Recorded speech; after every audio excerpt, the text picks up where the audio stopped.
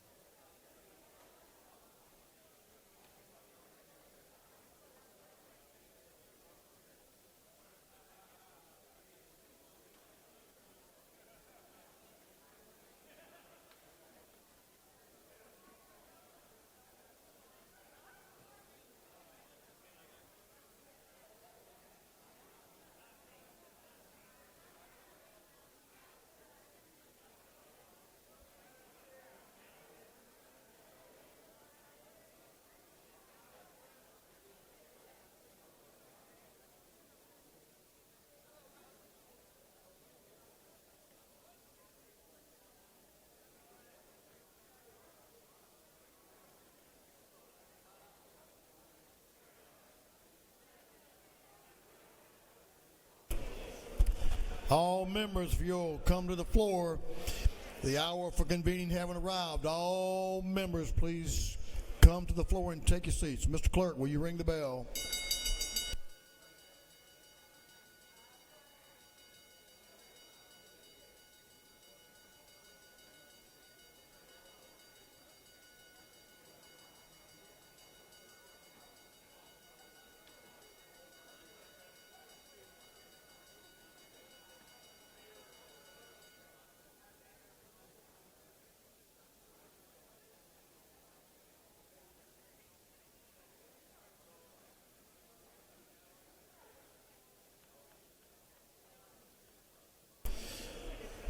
All members, all members, you can come to the floor. All members.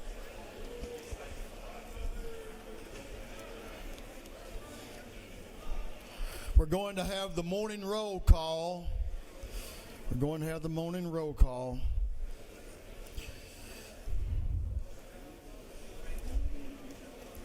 All members present will please vote green to signify their presence in the chamber. And Mr. Clerk, will you unlock the machines?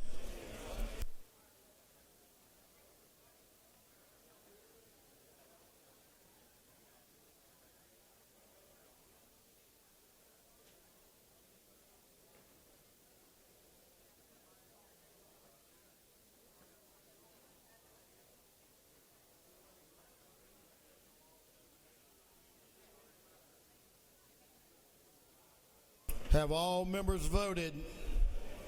All members voted that you're present. All members voted. If so, the clerk will. Got one on the way.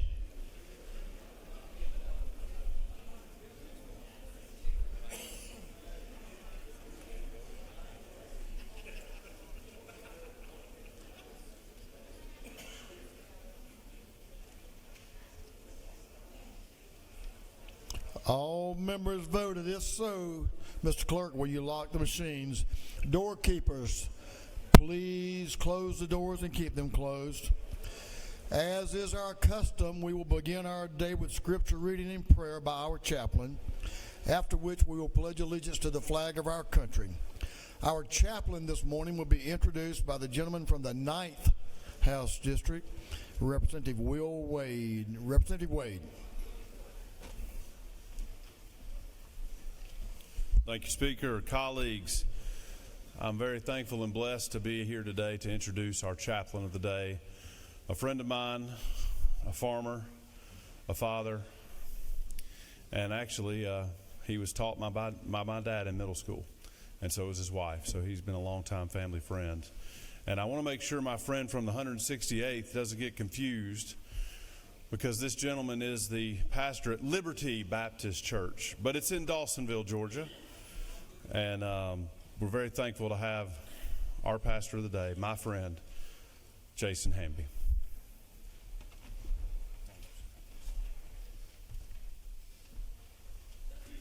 Glad to have you. Good to be with you. Thank you.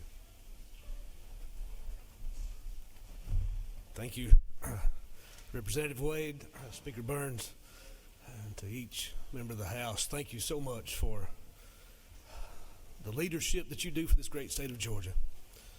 We consider it quite an honor to be able to stand before you today to share with you from God's holy word for just a moment. I'm told 5 minutes, so that's what we'll try our best to go with. Through much prayer, we've sought the scripture for the day. And as seeking this scripture for the day, our mind and heart went back 3,000 years ago to a young man by the name of David. He was chosen by God to be the king of Israel. David, his life started out as a young shepherd, much like so many young boys in Israel at the time. He was taught to be a shepherd. He was taught to take care of the sheep, to take care of the flock. As he grew, he saw the sheep in peril. He saw them in need, and he worked to overcome those needs. In due time, there was a prophet by the name of Samuel that anointed him to be the next king over Israel. Soon he became a leader of the troops of Israel. And in due time, as a man, he became the king of Israel. It was much later in his life that he said, and he wrote back and he reflected on his life, how that although he had been a leader, he was always led. And he wrote the 23rd Psalm, which I'd like to read to you today. Very familiar. I know King David wrote, "The Lord is my shepherd, I shall not want. He maketh me to lie down in green pastures. He leadeth me beside still waters. He restoreth my soul. He leadeth me in the paths of righteousness for his name's sake. Yea, though I walk through the valley of the shadow of death, I will fear no evil, for thou art with me. Thy rod and thy staff, they comfort me. Thou preparest a table before me in the presence of mine enemies. Thou anointest my head with oil. My cup runneth over." And he concluded by saying, "Surely goodness and mercy shall follow me all the days of my life, and I will dwell in the house of the Lord forever."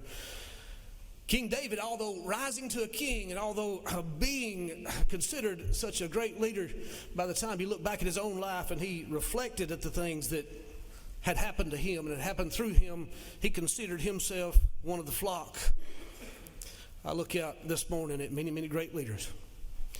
I look at you and I desire to encourage you. I desire to compel you to consider the flock. Consider those that your decisions affect. Consider those that your words and your actions and the things that you do reflect back on them. Then through much prayer, I'm reminded of the 10th chapter of the book of John. John chapter 10, starting with the 11th verse, as Jesus himself reflected on this very same thing of shepherd and sheep. Jesus said, 10th chapter, 11th verse of the book of John, "I am the good shepherd. The good shepherd giveth his life for the sheep. But he that is a hireling and not the shepherd, whose own the sheep are not, seeth the wolf coming, and leaveth the sheep and fleeth. And the wolf catcheth them, and scattereth the sheep. The hireling fleeth, because he is a hireling, and careth not for the sheep.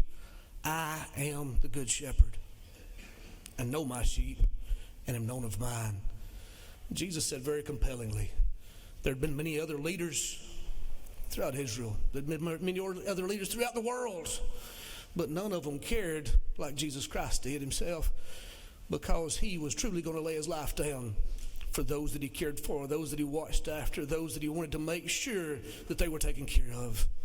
So with that, I encourage you to be mindful of those that are your little flock. Seeing yourself as a leader, seeing myself as a leader, I know that my decisions at my little church, I know that they affect those within my flock. Likewise, your decisions affect those within your flock. I would love to be able to look back in life and thank an Almighty God for taking me and making me lie down in green pastures, a place where I felt comfortable and safe, leading me beside still waters. And you likewise, that those whose decisions that you make reflect them, may you lead them in green pastures and beside still waters. May they also look back and be able to say, I will dwell in the house of the Lord forever. Thank you so much for this opportunity. If you would please stand as we have prayer. Ask you to bow your head, please. Eternal Heavenly Father, God, we thank you again for this day.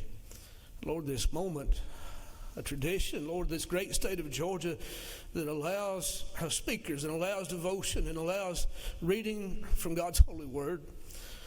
God, I beg that you will be with each decision that's made here today. God, be with these men and women that we stand with. Lord, be with their constituents of this great state of Georgia that we love so very much. Thank you for your blessings you've poured out upon us. And we ask only in the perfect holy name of Jesus Christ. Amen. I asked if you would turn for the Pledge of Allegiance. I pledge allegiance to the flag of the United States of America and to the republic for which it stands, one nation under God, indivisible, with liberty and justice for all. Excellent. Good message. Thank you, Brother Jason. We appreciate your message, and we appreciate you making a trip down from Dawsonville. Doorkeepers, you may unlock the doors. Members, as you're aware, you may join Brother Jason in the South Ante room and thank him for his service here today for us, and have a photo with him.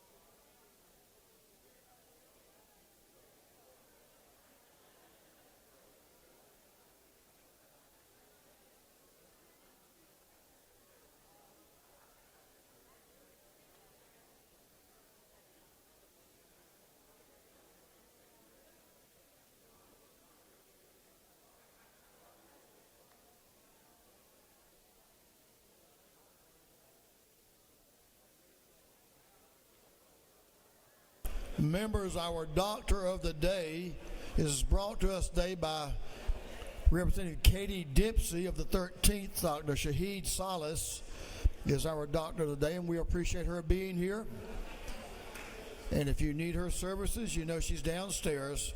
Again, thanks for being here, doctor, and we, Dr. Shahid Salas, we appreciate you being here. And thanks, Katie, for inviting you today. Chairman Hilton, the chair of the Committee on Information and Audits, is recognized. Chairman Hilton. Thank you, Mr. Speaker. Your Committee on Information and Audits has read the journal of the previous legislative day and found it to be correct. And Mr. Speaker, if I may, I'd like to wish a happy Valentine's Day, early Valentine's Day, to the most beautiful woman in all of Georgia, Miss Meredith Hilton. Thank you, Mr. Speaker. Baby, I'm coming home soon.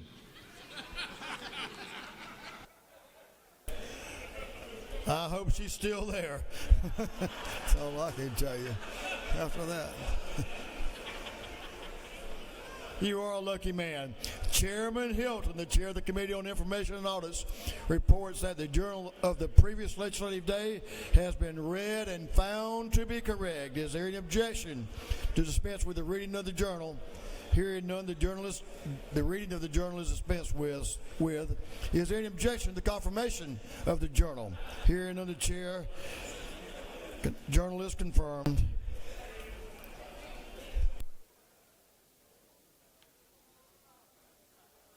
Like that.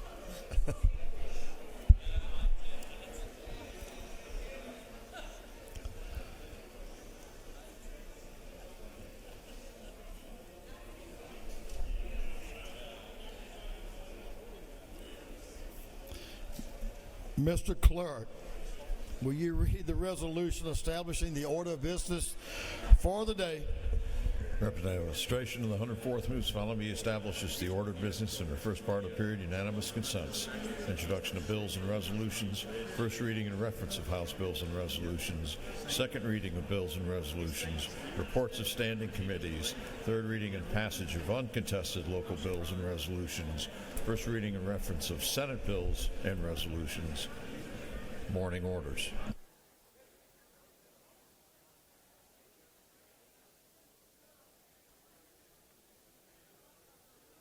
Is there an objection to the adoption of the resolution establishing the order of business for the day? Hearing none, the resolution is adopted.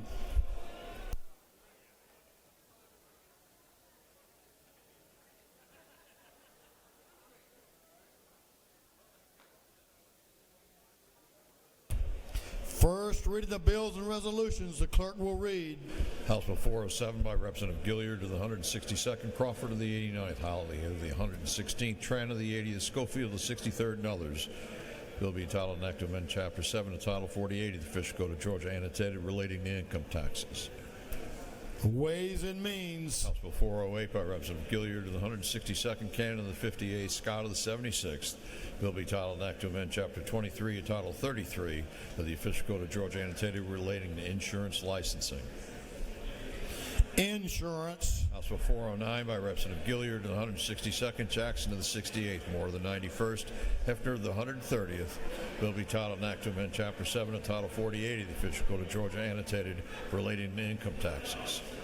Ways and Means. House Bill 410 by Representative DeLoach of the 167th, Lumsden of the 12th, Williamson of the 112th. Bill be titled an act to amend Title 33 of the Official Code of Georgia, annotated relating to insurance. Insurance. House Bill 411 by Representative Irwin of the 32nd. Bill be titled an act to amend the act creating a Board of Commissioners for Bank County.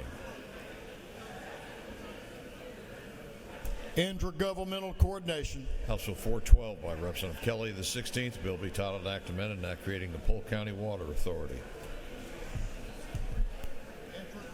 Intergovernmental Coordination. House Bill 413 by Representative Jenkins of the 136th, Huddleston of the 72nd, Campbell of the 171st, Ridley of the 22nd, Byrd of the 20th. Bill be titled an act to amend Chapter 1 and Title 2 of the Official Code of Georgia, annotated relating to the general provisions regarding agriculture. Agriculture and Consumer Affairs. House Bill 414 by Representative Jones of the 25th, Deloach of the 167th, Gunner of the 8th, Scoggins of the 14th, and Holcomb of the 101st. Bill be titled an act to amend Chapter 5 of Title 21 of the Official Code of Georgia, annotated relating to government transparency. Governmental Affairs. House Bill 415 by Representative Jones, the 25th, Seaball of the 34th, Barrett of the 24th, Petrie of the 166th, Corbett of the 174th, and others. Bill be titled an act to amend Title 44 of the Official Code of Georgia, annotated relating to property. Judiciary. House Bill 416 by Representative Illustration of the 104th, Blackman of the 146th, Kelly of the 16th. Bill be titled an act to amend Chapter 88 of Title 36 of the Official Code of Georgia, annotated relating to enterprise zones. Governmental Affairs. House Bill 417 by Representative Gaines of the 120th, Hitchens of the 161st, Dickey of the 134th, and Green of the 154th. Bill be titled an act to amend Code Section 23-411 of the Official Code of Georgia, annotated relating to definitions regarding tuition equalization grants. Higher Education. House Bill 418 by Representative Schofield of the 63rd, Carpenter of the 4th, Tran of the 80th, Davis of the 87th, and Scott of the 76th. Bill be titled an act to amend Chapter 2 of Title 39 of the Official Code of Georgia, annotated relating to regulation of employment of minors. Industry and Labor. House Bill 419 by Representative Hawkins of the 27th, Gamble of the 15th, Martin of the 49th, Jackson of the 128th, Mathis of the 133rd, and others. Bill be titled an act to amend Part 2 of Article 2, Chapter 3, Title 20 of the Official Code of Georgia, annotated relating to the university system. Higher Education. House Bill 420 by Representative Taylor of the 173rd, Hawkins of the 27th, Dempsey of the 13th, Mathiak of the 82nd, Stinson of the 150th, and others. Bill be titled an act to amend Article 1 of Chapter 24, Title 33 of the Official Code of Georgia, annotated relating to general provisions regarding insurance. Insurance. House Bill 421 by Representative Taylor, the 173rd, Rice of the 139th, Reeves of the 99th, Ballinger the 23rd, Mathiak of the 82nd. Bill be titled an act to amend Title 16 in the official code of Georgia annotated relating to crimes and offenses. Judiciary non-civil. House Bill 422 by Representative McCollum of the 30th, Jones of the 47th, Burchett of the 176th, Williamson of the 112th, Blackman of the 146th, and others.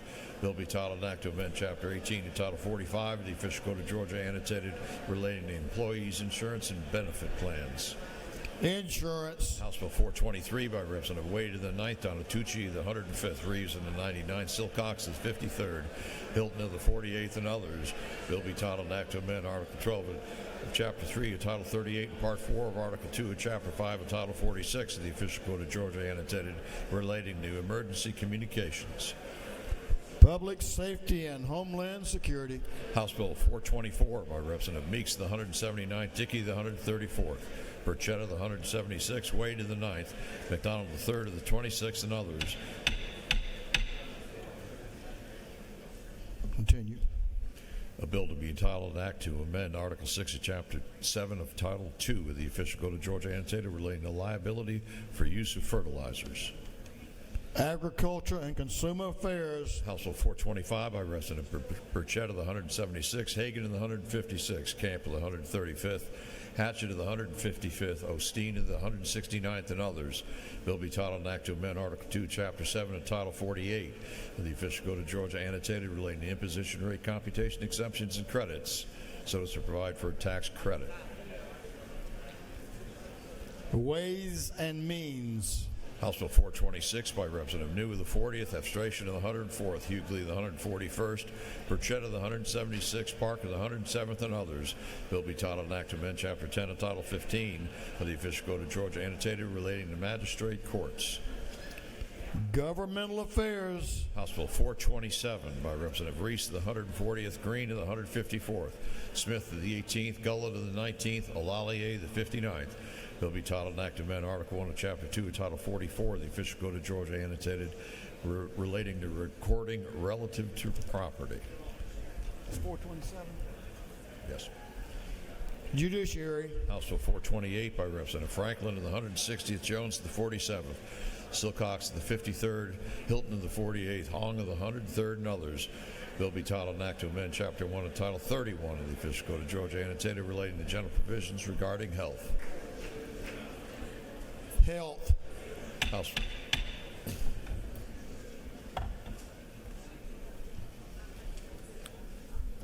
Proceed, Mr. Clerk. House Bill 429 by Representative Wilkerson of the 39th, Prince of the 132nd, Seaball of the 34th, Blackman of the 146th, Smith of the 41st, and others. Bill be titled an act to amend Part 2 of Article 10 of Chapter 5 of Title 48 of the official code of Georgia annotated relating to ad valorem taxation. That's 429. Yes. Ways and Means. House Bill 430 by Representative Saints of the 180th, Clifton of the 131st, Ballard of the 147th, Ford of the 170th, Ballinger of the 23rd, and others. Bill be titled an act to amend Article 2, Chapter 1 of Title 42 of the official code of Georgia annotated relating to Sexual Offender Risk Review Board. Judiciary non-civil. House Bill 431 by Representative Jones, the 25th, Powell of the 33rd, Ridley the 6th, Hatchett of the 155th, Corbett of the 174th, and others. Bill be titled an act to amend Part 2 of Article 15, Chapter 1 of Title 10 of the official code of Georgia annotated the Fair Business Practices Act of 1975.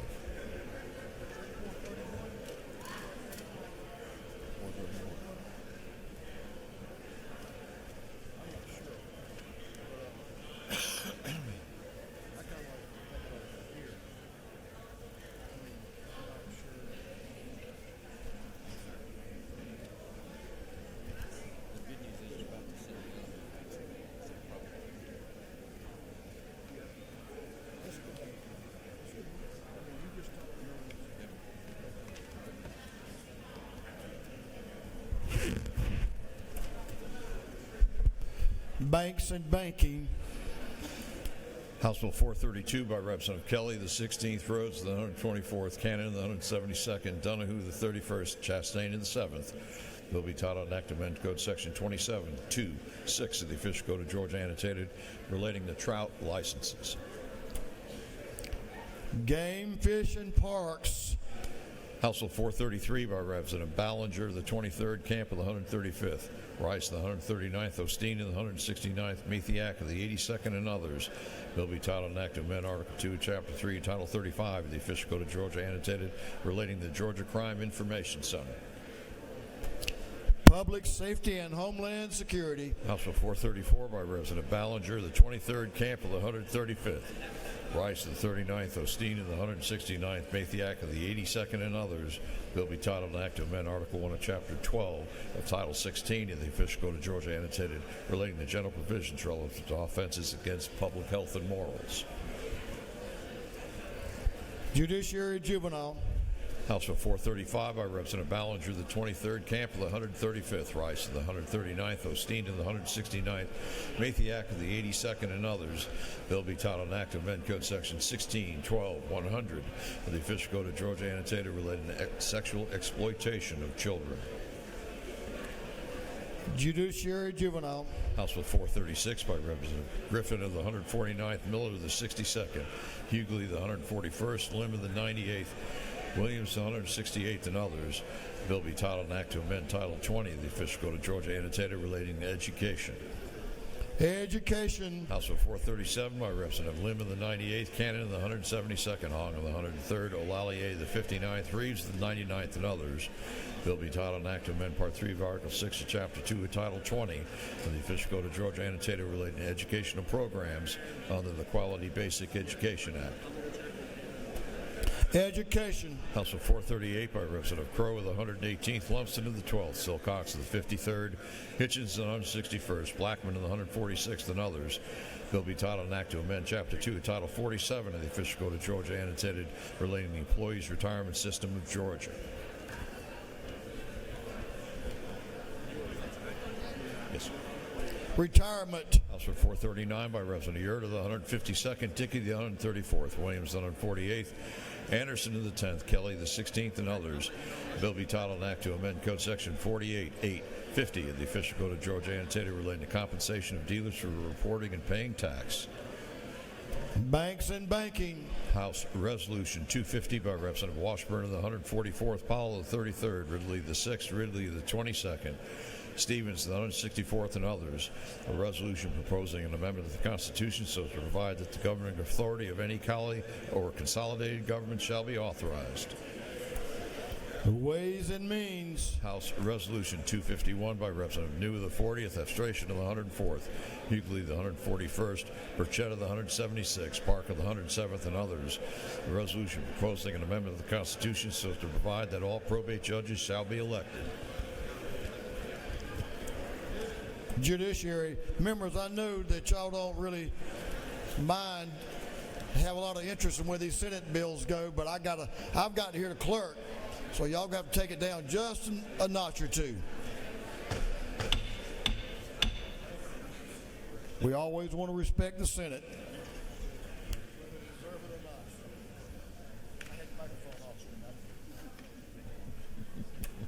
Mr. Clerk.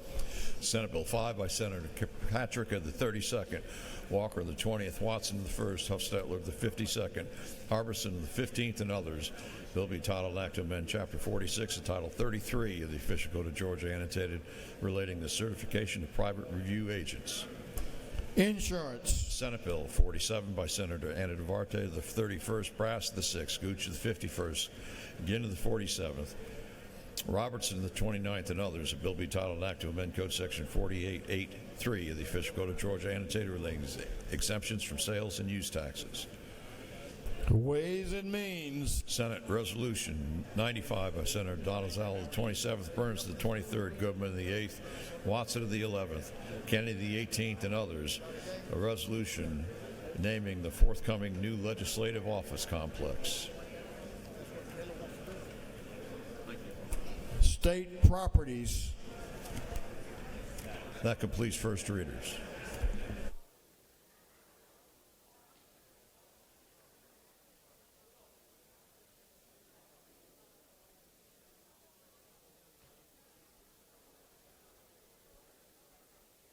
Second reading of bills and resolutions. The clerk will read.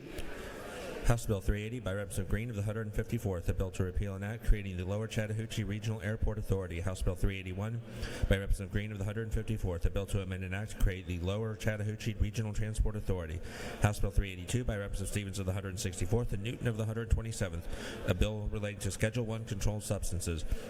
House Bill 383 by Representative Cox of the 28th, Rhodes of the 124th, Cannon of the 172nd, McLean of the 109th, Irwin of the 32nd, a bill relating to education and minors. House Bill 384 by Representative Seabaugh of the 34th, Reeves of the 99th, Carson of the 46th, Hitchens of the 161st, Fleming of the 114th, and others, a bill relating to abuse of governmental office and official oaths. House Bill 385 by Representative Holcomb of the 81st and Barrett of the 24th, a bill relating to eligibility requirements for a Hope Scholarship and award amount.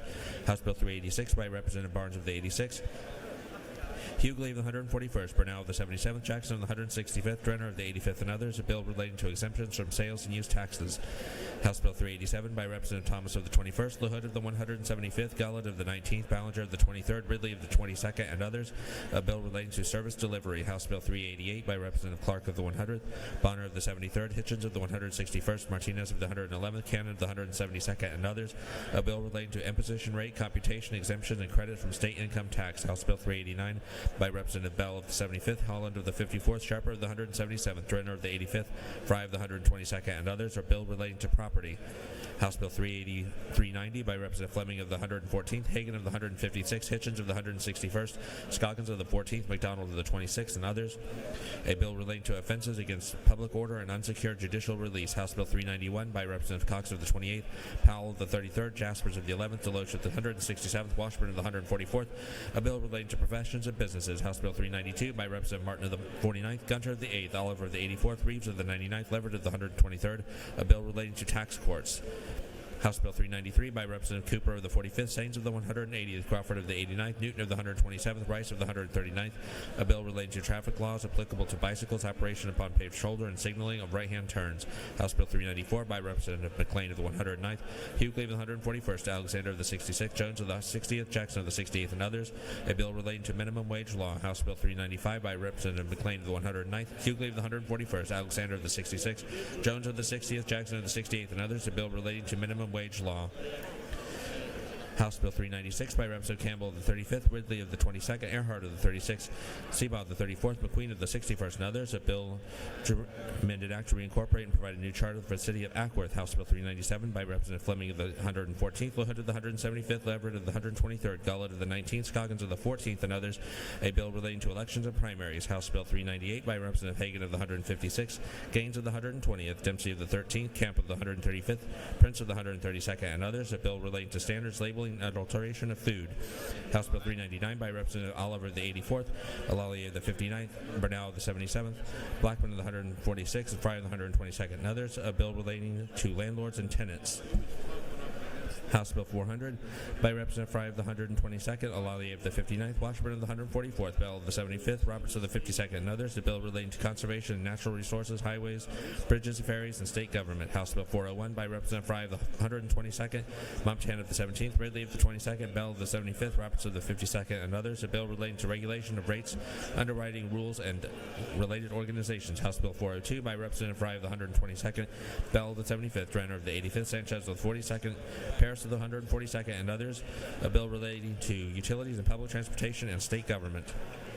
House Bill 403 by Representative Bell of the 75th, Lallier of the 59th, Davis of the 87th, Scott of the 76th, Fry of the 122nd, and others, a bill relating to property. House Bill 404 by Representative Taylor of the 92nd, Moore of the 91st, Carter of the 93rd, a bill relating to amend an act creating a new charter for the city of Conyers. House Bill 405 by Representative Fry of the 122nd, Wiedauer of the 121st, Evans of the 57th, Crawford of the 89th, Roberts of the 52nd, and others, a bill relating to licensing of agents, agencies, sub-agents, counselors, and adjusters. House Bill 406 by Representative Leverett of the 123rd, a bill relating to the Georgia Judicial Retirement System.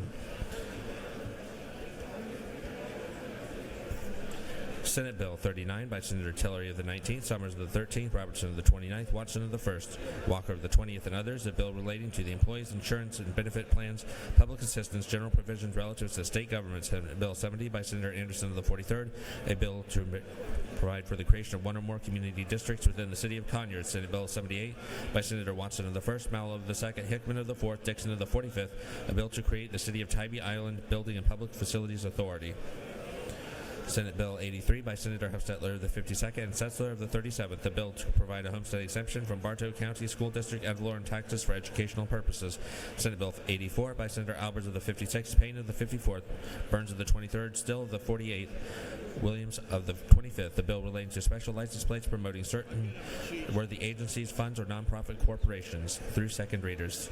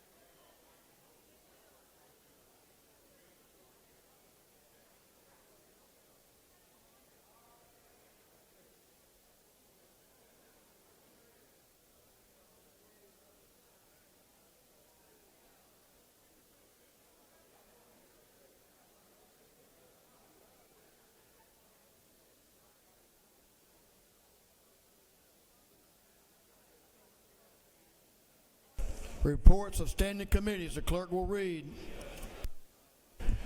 Representative Victor Anderson of the 10th District, Chairman of the Committee on Governmental Affairs, submitted the following report. Mr. Speaker, Committee on Governmental Affairs has had under its consideration the following bills of the House and Senate. It's instructed me to report the same back to the House with the following recommendation. House Bill 113 do pass. House Bill 140 do pass by committee substitute. Senate Bill 16 do pass. Respectfully submitted. Representative Victor Anderson of the 10th District, Chairman. Representative Chuck Martin of the 49th District, Chairman on Committee on Higher Education, submitted the following report. Mr. Speaker, Committee on Higher Education has had under its consideration the following bills of the House. It's instructed me to report the same back to the House with the following recommendations. House Bill 56 do pass by committee substitute. House Bill 172 do pass by committee substitute. Respectfully submitted, Representative Chuck Martin of the 49th District, Chairman.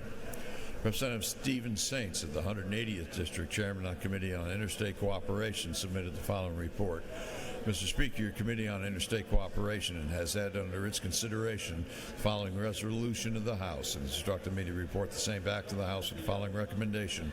House Resolution 132 do pass. Respectfully submitted, Representative Stephen Saints of the 180th District, Chairman.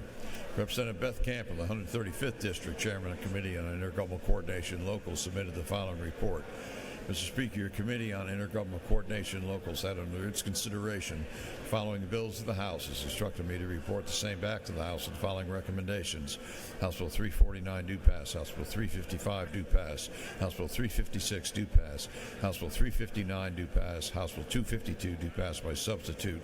Respectfully submitted, Representative Beth Camp of the 135th District, Chairman. Representative Lynn Smith of the 70th District, Chairman of the Committee on Natural Resources and Environment, submitted the following report. Mr. Speaker, your Committee on Natural Resources and Environment has had under its consideration the following bills of the House. It's instructed me to report the same back to the House with the following recommendation. House Bill 143 do pass by committee substitute. Respectfully submitted, Representative Lynn Smith of the 70th District, Chairman. Representative Clint Crow of the 118th District, Chairman of the Committee on Public Safety and Homeland Security, submitted the following report. Mr. Speaker, your Committee on Public Safety and Homeland Security has had under its consideration the following bills of the House. It's instructed me to report the same back to the House with the following recommendations. House Bill 205 do pass by committee substitute. House Bill 246 do pass. Respectfully submitted, Representative Clint Crow of the 118th District, Chairman. Representative Lisa Hagan of the 156th District, Chairman of the Committee on Rural Development, has submitted the following report. Mr. Speaker, your Committee on Rural Development has had under its consideration the following bills of the House. It's instructed me to report the same back to the House with the following recommendations. House Bill 51 do pass by substitute. House Bill 262 do pass. Respectfully submitted, Representative Lisa Hagan of the 156th District, Chairman.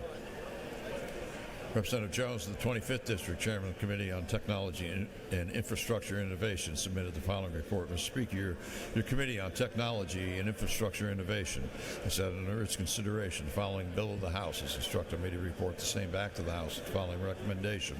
House Bill 58 do pass by committee substitute. Respectfully submitted, Representative Jones of the 25th District, Chairman. That completes the reading of the reports of standing committees.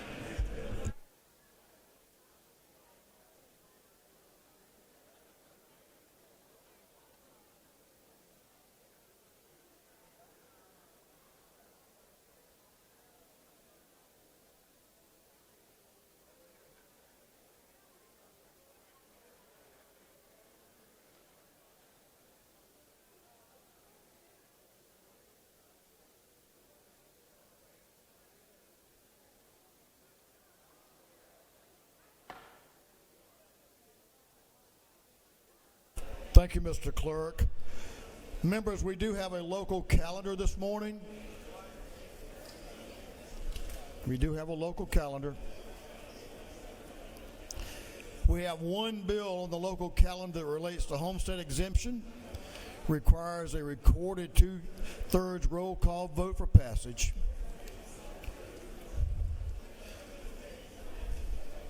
Members will come to the floor. Third reading and passage of uncontested local bills. If there is no objection, we will vote on the local calendar as a whole with a recorded vote.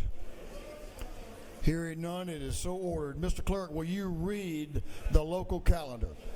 House Bill 349 by Representative Alexander of the 66th, Douglas County. House Bill 355 by Representative Tran of the 80th, City of Doraville. House Bill 356 by Representative Tram of the 80th, City of Doraville. House Bill 359 by Representative Kelly of the 16th, City of Cedartown. And House Bill 252 by substitute by Representative Smith of the 70th, City of Noonan. Is there any objection to the previous question being ordered on the local calendar? Hearing none, the previous question is ordered. Is any objection to agreeing to the report of the committee, which was favorable to the passage of the bills? Hearing none, the report of the committee is agreed to. Shall these bills now pass? All those in favor of the passage of the bills on the local calendar will vote yes. All those opposed will vote no. And Mr. Clerk, will you unlock the machines?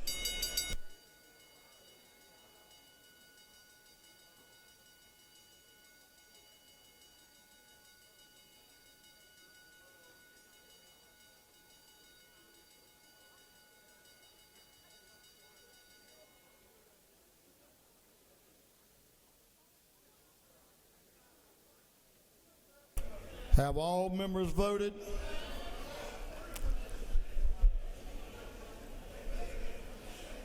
Almost all members.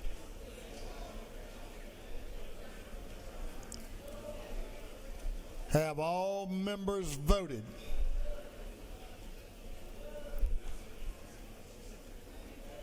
If so, Mr. Clerk, will you lock the machines?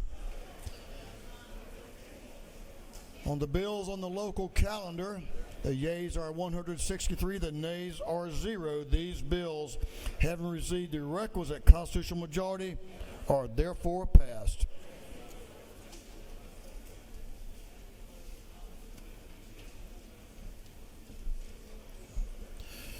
We'll take up some morning orders now. I'm going to ask you to be fairly brief, but we could be here, let's see, till looks like about dark, as many orders as we have.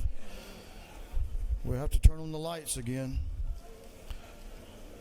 So let's do about a minute maximum, absolute maximum 2 minutes. But we're going to go with a minute, and I'm going to start blinking the lights at you after that minute. Chair Lady Ballinger and This is Reinhardt Day, so Chairlady Ballinger, Representative Scoggins, Representative Byrd, Representative Carson, Representative Jasper, Representative Pro Tem Jones, Representative Thomas, Representative Parsons, and Representative Ridley. If y'all will join the gentle lady in the well, she would appreciate it, and I would too. Okay.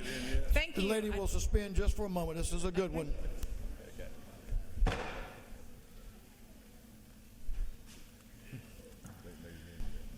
Ladies recognized.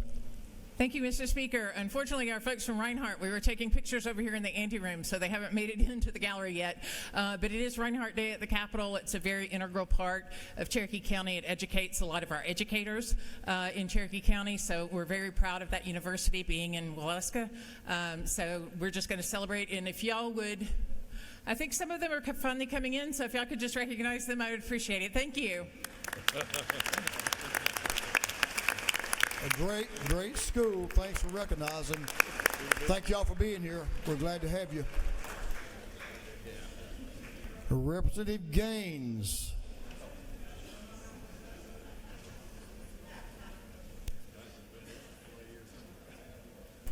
Are you talking about that dog, or are you talking about something else?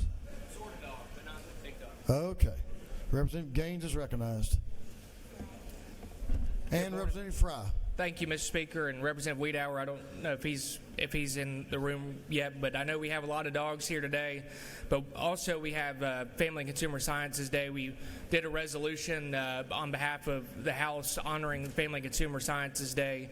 But in the gallery we have the University of Georgia College of Family and Consumer Sciences Assistant Dean Melissa Landers Potts, Keena Torbert, the President-elect of Georgia Association of Family and Consumer Sciences, DJ Youngblood, Kayla Hartline, Jackie Ogden, Kristen Hankins, and Krisha Patel.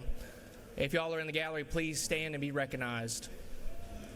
Thank y'all for being here. Thank you so much.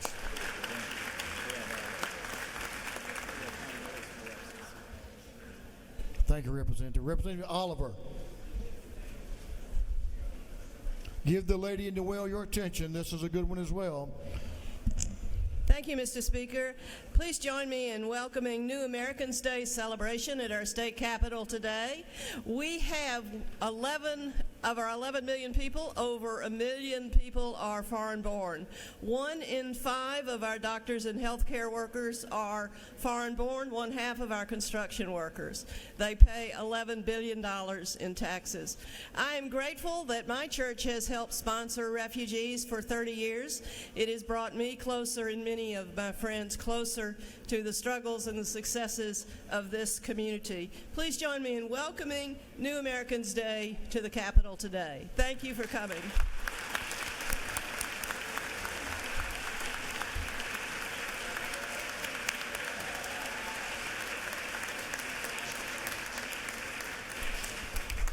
Welcome and congratulations on your achievement, your citizenship.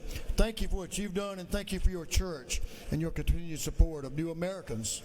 Awesome. Thank you so much. Good to have you in the People's House. Representative Schofield, do you have some friends here with you today, all dressed appropriately? Are okay. With our capes on and glasses on. Capes and glasses. You can't come down if you don't have your cape and your glasses. Give them just a moment. Thank you, Mr. Speaker. Well, we got a couple of folks walking slow. They forgot their glasses. So they can't be admitted. All the cool people wear purple glasses. All the cool kids wearing glasses today. Ow. Can you get my glasses?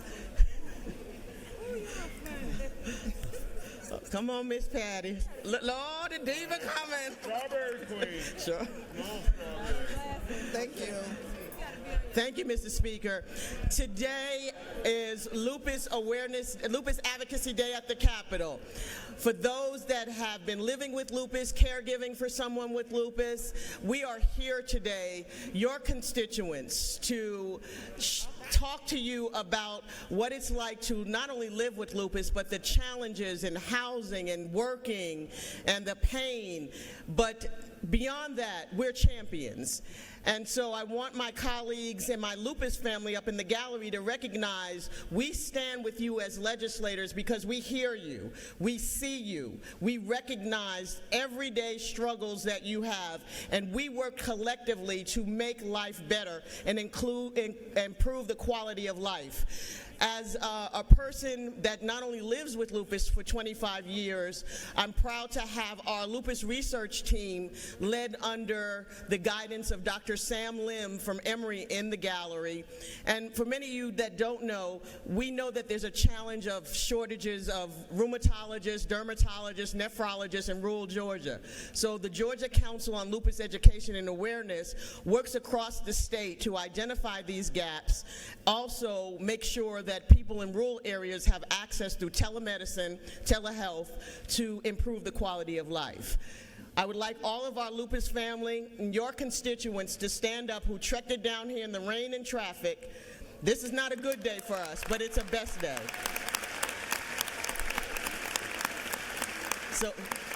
So we say no lupus, K-N-O-W, and no lupus. So today, I salute you. Thank you for being in the People's House. And I'm just going to step out for 1 minute to let you know that we are champions. Okay, we are champions. Superheroes. Heroes. Oh, Mr. Speaker got his glasses on. Go ahead. Thank you. I yield the well. Thank you, colleagues. Thank you, Representative Schofield. We appreciate your passion. Welcome to the People's House. We look forward to continue working with you. This house has always been dedicated to ensure we support lupus research and working with all of our folks. These glasses give you a different view on life, I can assure you.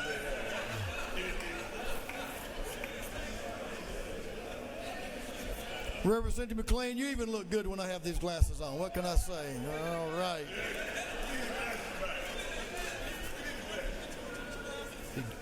Yes. Representative Scott. Representative Scott. Representative Sandra Scott is recognized for a morning order.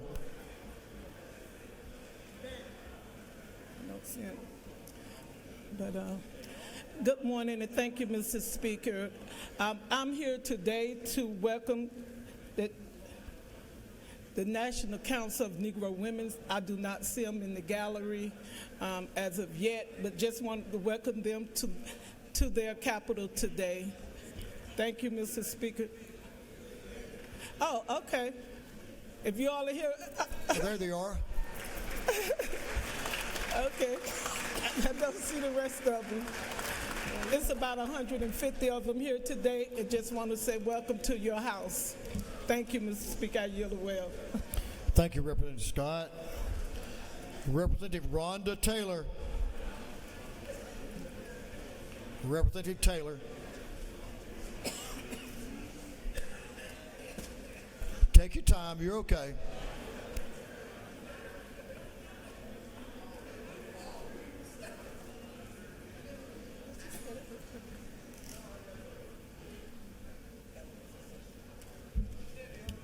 Thank you, Mr. Speaker. Good morning, colleagues. We have with us today the family, career, and community leaders of Heritage High School. If you're seated already, would you please stand? Yeah, they are.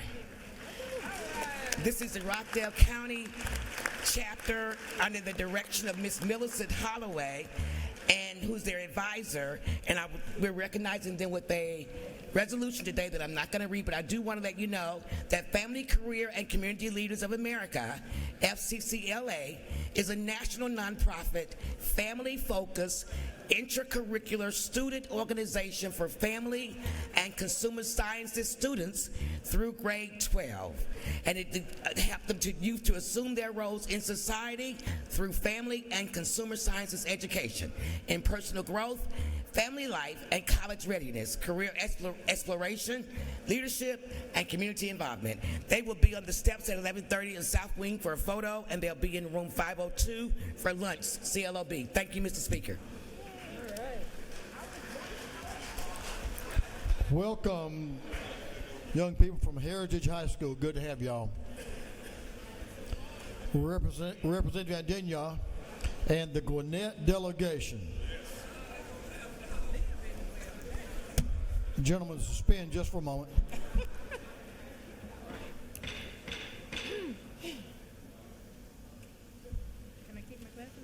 Yes, you can. Gentlemen is recognized. Thank you, Mr. Speaker. Today, I'd like to recognize an outstanding constituent of mine, Alyssa Anderson. She's here with friends. Can she please rise? Alyssa currently serves as the founder and executive director of the Women's Resource, Inc., a 501c3 nonprofit organization dedicated to aiding women and low-income families by addressing their immediate needs and equipping them with tools necessary to achieve their educational, financial, careers, and spiritual goals. She also has served over 80 families, provided meals to more than 3,600 individuals annually, empowered 24 entrepreneurs through training and mentorship, conducted extensive street outreach, and offered life skills, coaching, and professional development programs. I'd like to commend her because that's an outstanding constituent that's doing great work in the community, the work that we continue to support in this house. Welcome to our house. Let's recognize her by standing up and give her a big round of applause. Thank you. Thank you for the work you do. Thank you, Mr. Speaker.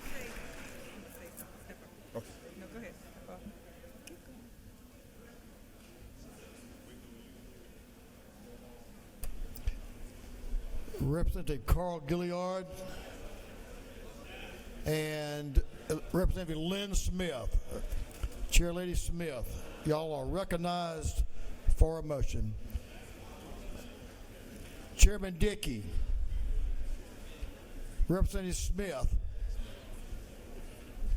Yeah, please, thank you. Now, I don't need you, Representative Dickey. I just wanted you to let her go. Thank you, Mr. Speaker. I'm honored to be here on today, my brothers and sisters, to thank you once again, Mr. Speaker, and members of the Georgia General Assembly for the passage of House Resolution 625, the Gullah Geechee Society. In the balcony are members from all over the coast.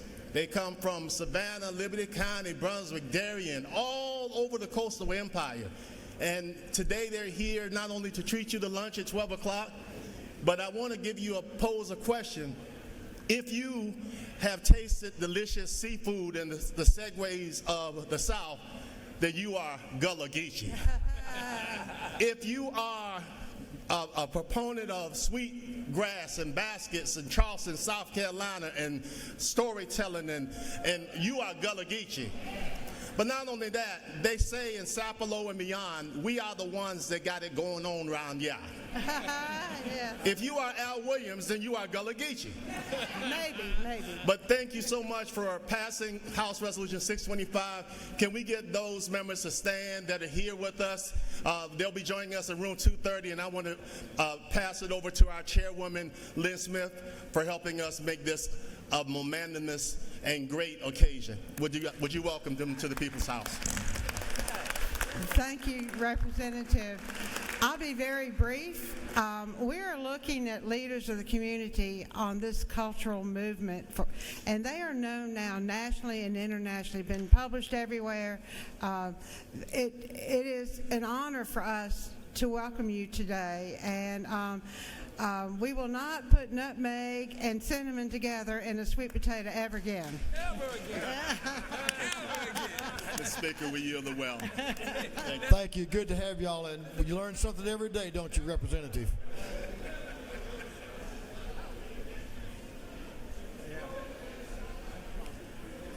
Chair Lady Dempsey, Chairman Lumsden, and Representative Barton. Matt Barton.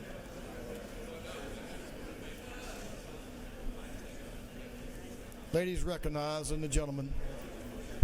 Thank you, Mr. Speaker. Good morning, members. Today we are honored to have Leadership Room here with us. They've just stepped into our chamber to watch and see the great work that we do here today. So be on your best behavior, please. This is excellent. The class of 25-26, number 43. I'm afraid I might have been in 2 or 3 or 4 or something very long ago. Welcome. We're so glad for all the good works that y'all do in our hometown. Mr. Speaker, I yield the well. Ladies, yield the well. Thank you for being here and making the effort to be here, y'all. Welcome to the People's House.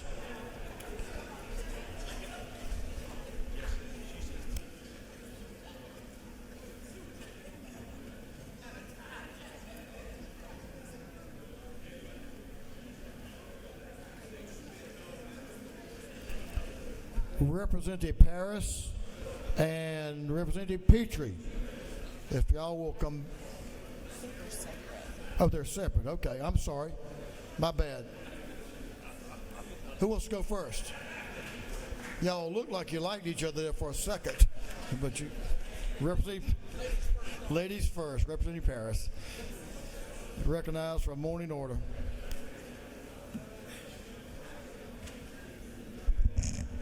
I want to get my Macon delegation, please.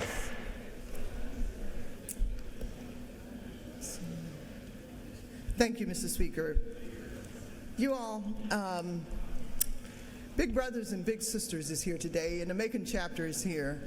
And for those of you that don't know a whole lot about them, I'm going to just give you a little snippet. Since 1904, Big Brothers, Big Sisters has operated under the belief that inherent in every child is incredible potential. As the nation's largest donor and volunteer-supported mentoring network, Big Brothers, Big Sisters makes meaningful, monitored matches between adult volunteers, who are the bigs, and children, littles, ages 5 through young adulthood, in communities across the country. They develop positive relationships that have a direct and lasting effect on the lives of young people. And if the Macon Bib people from Big Brothers, Big Sisters would stand, they are under the guided direction of Miss Betsy Fitzgerald. We thank you all. Also, any other Big Brothers and Big Sisters that we have, if you'll please stand. Thank you so much for coming to the People's House. You're very welcome here. Thank you, Mr. Speaker. Macon Bib Boys and Girls Club, Big Brothers and Big Sisters. Great job. Thank you all for being here. Appreciate what you do. Chairman Petrie's morning order was on the same line, so we appreciate certainly what y'all all do in all parts of our state. Thank you, and thanks for taking time to come. Representative Teddy Reese. Oh, there you are. You're already down there with Lita Hughley. Lita Hughley and Representative Reese are recognized for a morning order. Thank you, Mr. Speaker. Mr. Speaker, it's a well-known fact that while we are up here in Atlanta, it's our local leaders back home, both elected and appointed, that keeps things moving for us. And so we want to pause for a second to recognize our chairwoman of the Muskogee County Democratic Committee, who's here with us today, Ms. Roya Anderson. If you would please stand up, and welcome to the People's House.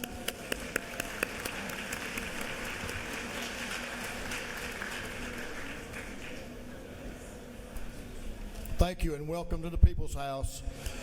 Representative Wiedauer and Representative Gaines and Representative Fry. Thank you, Mr. Speaker. Recognized. Thank you, Mr. Speaker. We've got Oconee County FCCLA in that building. If you will stand where you are, I think you're spread out up there. Y'all, it's always great to see young faces down here. A lot of these, I show of hands earlier, have first time to the Capitol, so welcome them in the building today.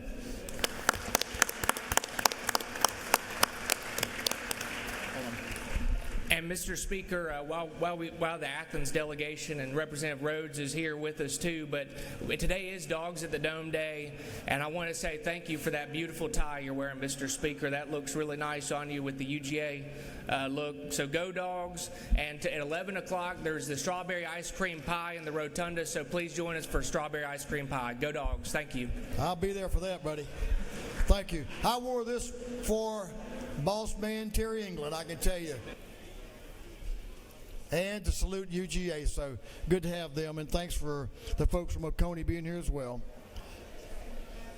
That completes our morning orders. There's a gentleman on the floor I wanted to recognize.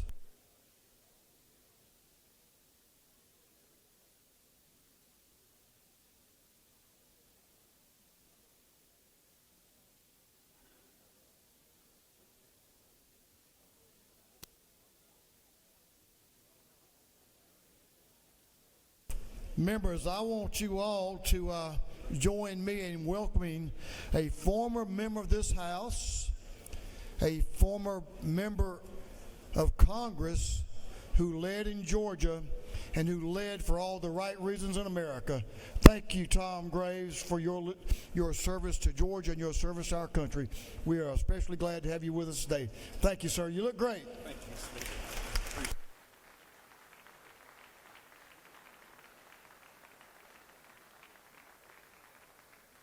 We also have Janie Graves. She's working down on the second floor with the governor, keeping things straight down there. That's why the second floor is running so smoothly, Jamie. I'm sure that's why, Janie.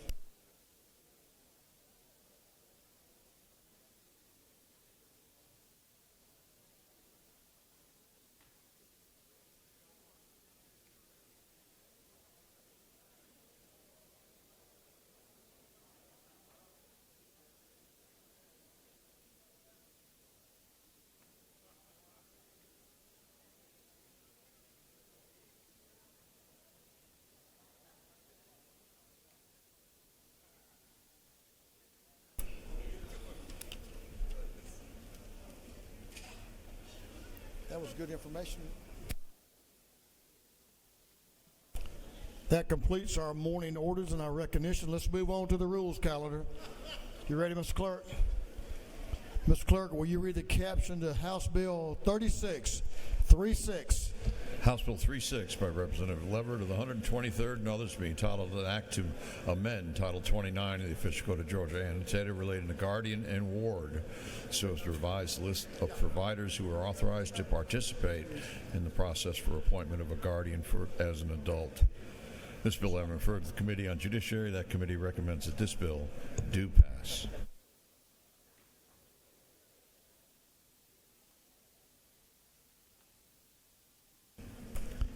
Representative Rob Leverett from over, what county are you from? Got a little granite there, don't they? Elbert County, the granite capital of the world, I believe. Representative Leverett is recognized to present the bill. Thank you, Mr. Speaker. That's not only Elbert County, it's named for Samuel Elbert, who was the colonel at the Battle of Briar Creek, you might recall. Absolutely, down in my neck of the woods. A little bit of Screven County history for you and Georgia history. Thank you, Mr. Speaker. Ladies and gentlemen of the House, I am asking your favorable consideration today for House Bill 36, a bill that seeks to address a crisis in our state right now regarding the ability of citizens of our state to care for elderly and others who are not able, for whatever reason, to look after themselves. This bill may look familiar to some of you who are returning. That's because we have voted it off the floor of the House 3 times in the last 2 years. Once as Judge Mitchell Scoggins' bill, once as a bill I sponsored, and a second time last year attached to another bill. This bill expands the list of professionals who, in a proceeding to appoint a conservator or a guardian for an adult, can provide to a probate court an evaluation of that adult. They're called a proposed ward in that proceeding. Currently, the following professionals can provide the evaluation, which is required by law, and the court will, in some cases, require 2 or more evaluations. That's physicians, psychologists, and licensed clinical social workers. This bill adds to that list physician assistants, nurse practitioners, or clinical nurse specialists in psychiatric or mental health, and a marriage and family therapist or professional counselor. In Section 13, the bill also addresses a definition of gross settlement, which is material in determining whether a conservator can settle the claim of or against the proposed ward. And that just tries to clarify that definition. If you're above a certain amount of a gross settlement, you have to get court approval. If you're below it, you can settle on your own as a conservator without court approval. So the question is, why are we expanding this list? Well, the reason, very shortly, is because the professionals currently authorized by statute to perform that evaluation are not doing it. They're reluctant to do it. And I'm not trying to blame or censure them at all for that. I don't question their reasons, and I can think of a number of perfectly valid reasons why one of those professions might not be able to provide that evaluation. But the fact is, they're not doing it, and as a result, the cases are being delayed and sometimes stalled. I hope all of you have a power of attorney and advance directive. I hope everyone that you care about has an advance directive and power of attorney. But if you don't, or they don't, and they become unable to make decisions for themselves, this is your only option, is a conservatorship or a guardianship. And it is a lengthy, expensive, long, emotionally gut-wrenching process. And it should be, because you're after all, you're proposing to put yourself in a position, if you're the petitioner, to make decisions for these folks. So currently our law requires that you file a sworn petition with the court. If it's only one of you filing the petition, you have to have an evaluation of one of these professionals with your petition. Once the court gets the petition, the court reads it and makes a determination if there's even a sufficient showing. They can dismiss the case right there. If they think there's probable cause, they then order another evaluation. Well, currently right now, they can't get the evaluation done, and so the case stalls. So imagine your predicament. You're basically suing a parent or a relative or a loved one, and that case is just sitting there. And sometimes it's because the parent is getting in their car and driving places and doesn't know where they're going. It's because the parent is leaving pots on the stove and they dry up and start a fire. It's because they're giving all of their property and money away to anybody who comes to the door. So there's a degree of urgency here. Plus, it also is not best for the relationship of parent and child usually to do this, but it's something you do because you love your parents. So that is why we're expanding the list, because we owe it as a state to allow a process that is very deliberate and purposeful, but that happens quickly. So I've had some concern expressed about the qualifications of the people we're adding. They are all qualified. I would submit they're probably more qualified than some of the others on the list. They all have training in mental health. They all take continuing education in mental health, and it's what they do day to day. In other words, these are not, if you hear therapists and counselors, a lot of people think of Kent Flounder Dorfman in Animal House or Stuart Smalley, but that's not who we're talking about here. So I would ask your favorable support of this bill. The probate judges initiated it because they need it, and I would be glad to stand for questions. Gentlemen, yield for it? Yes. You done? I'm done. Okay. I'm just making sure. So glad I had everybody's rapt attention. Yeah, you do. I know how you lawyers are. You get to the end and you keep on going because y'all get paid by the hour, so we understand that. Well, I had this curious notion that folks might want to actually know what the bill's about, Mr. Speaker. Well, there's a couple that do. Representative Bernal is recognized for a question. Representative Rhonda Bernal, to your left. Does the gentleman yield? I do, yes, ma'am. I just want to say thank you. I did do my will and all those other documents. Good for you. There's a program, and I was able to do it for free. And so I really do understand the value and the importance. So thank you so much. Thank you for the question. The gentleman yield for another question? I do, Mr. Speaker. Chairman Hatchett, to your right, has a question. Thank you, Mr. Speaker. The gentleman yield? Yes. To the gentleman in the well. Is this your first bill? This year, yes. Well, I was wondering, because you said we had heard this, I think, 4 previous times, and you still wanted to go into all the cliff notes, so thank you. Just trying to be careful, Mr. Chairman. And he still wasn't brief, but anyway. Gentleman, yield for a question to... I'll yield for one more. Chairman Saines, to your left, has a question. Gentleman's recognized. Thank you, Mr. Speaker. Does the gentleman yield?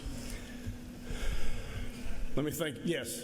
I appreciate the elaborate presentation that the gentleman gave to us and the law book he brought to make sure people knew his credentials.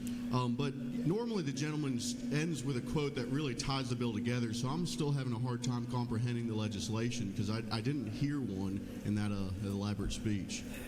Well, I've got one for you. To a young man like you, don't buy your kids an encyclopedia. Let them walk to school the way you did. Mr. Speaker, given the caliber of the questions, I'll yield the well and ask your favorable consideration of House Bill 36. And I'm going to take my book with me. Yeah, you were doing pretty good until that last one there. Gentlemen's yielded well. We do have an opposing opinion, and we would appreciate that if Representative Stacey Evans would come up, another very learned attorney, and we appreciate her insight as well. The lady's recognized. Thank you, Mr. Speaker. Could I borrow that law book so they know we're on equal footing here? Ladies and gentlemen, good morning. I rise to oppose House Bill 36 with a caveat that I don't oppose the idea.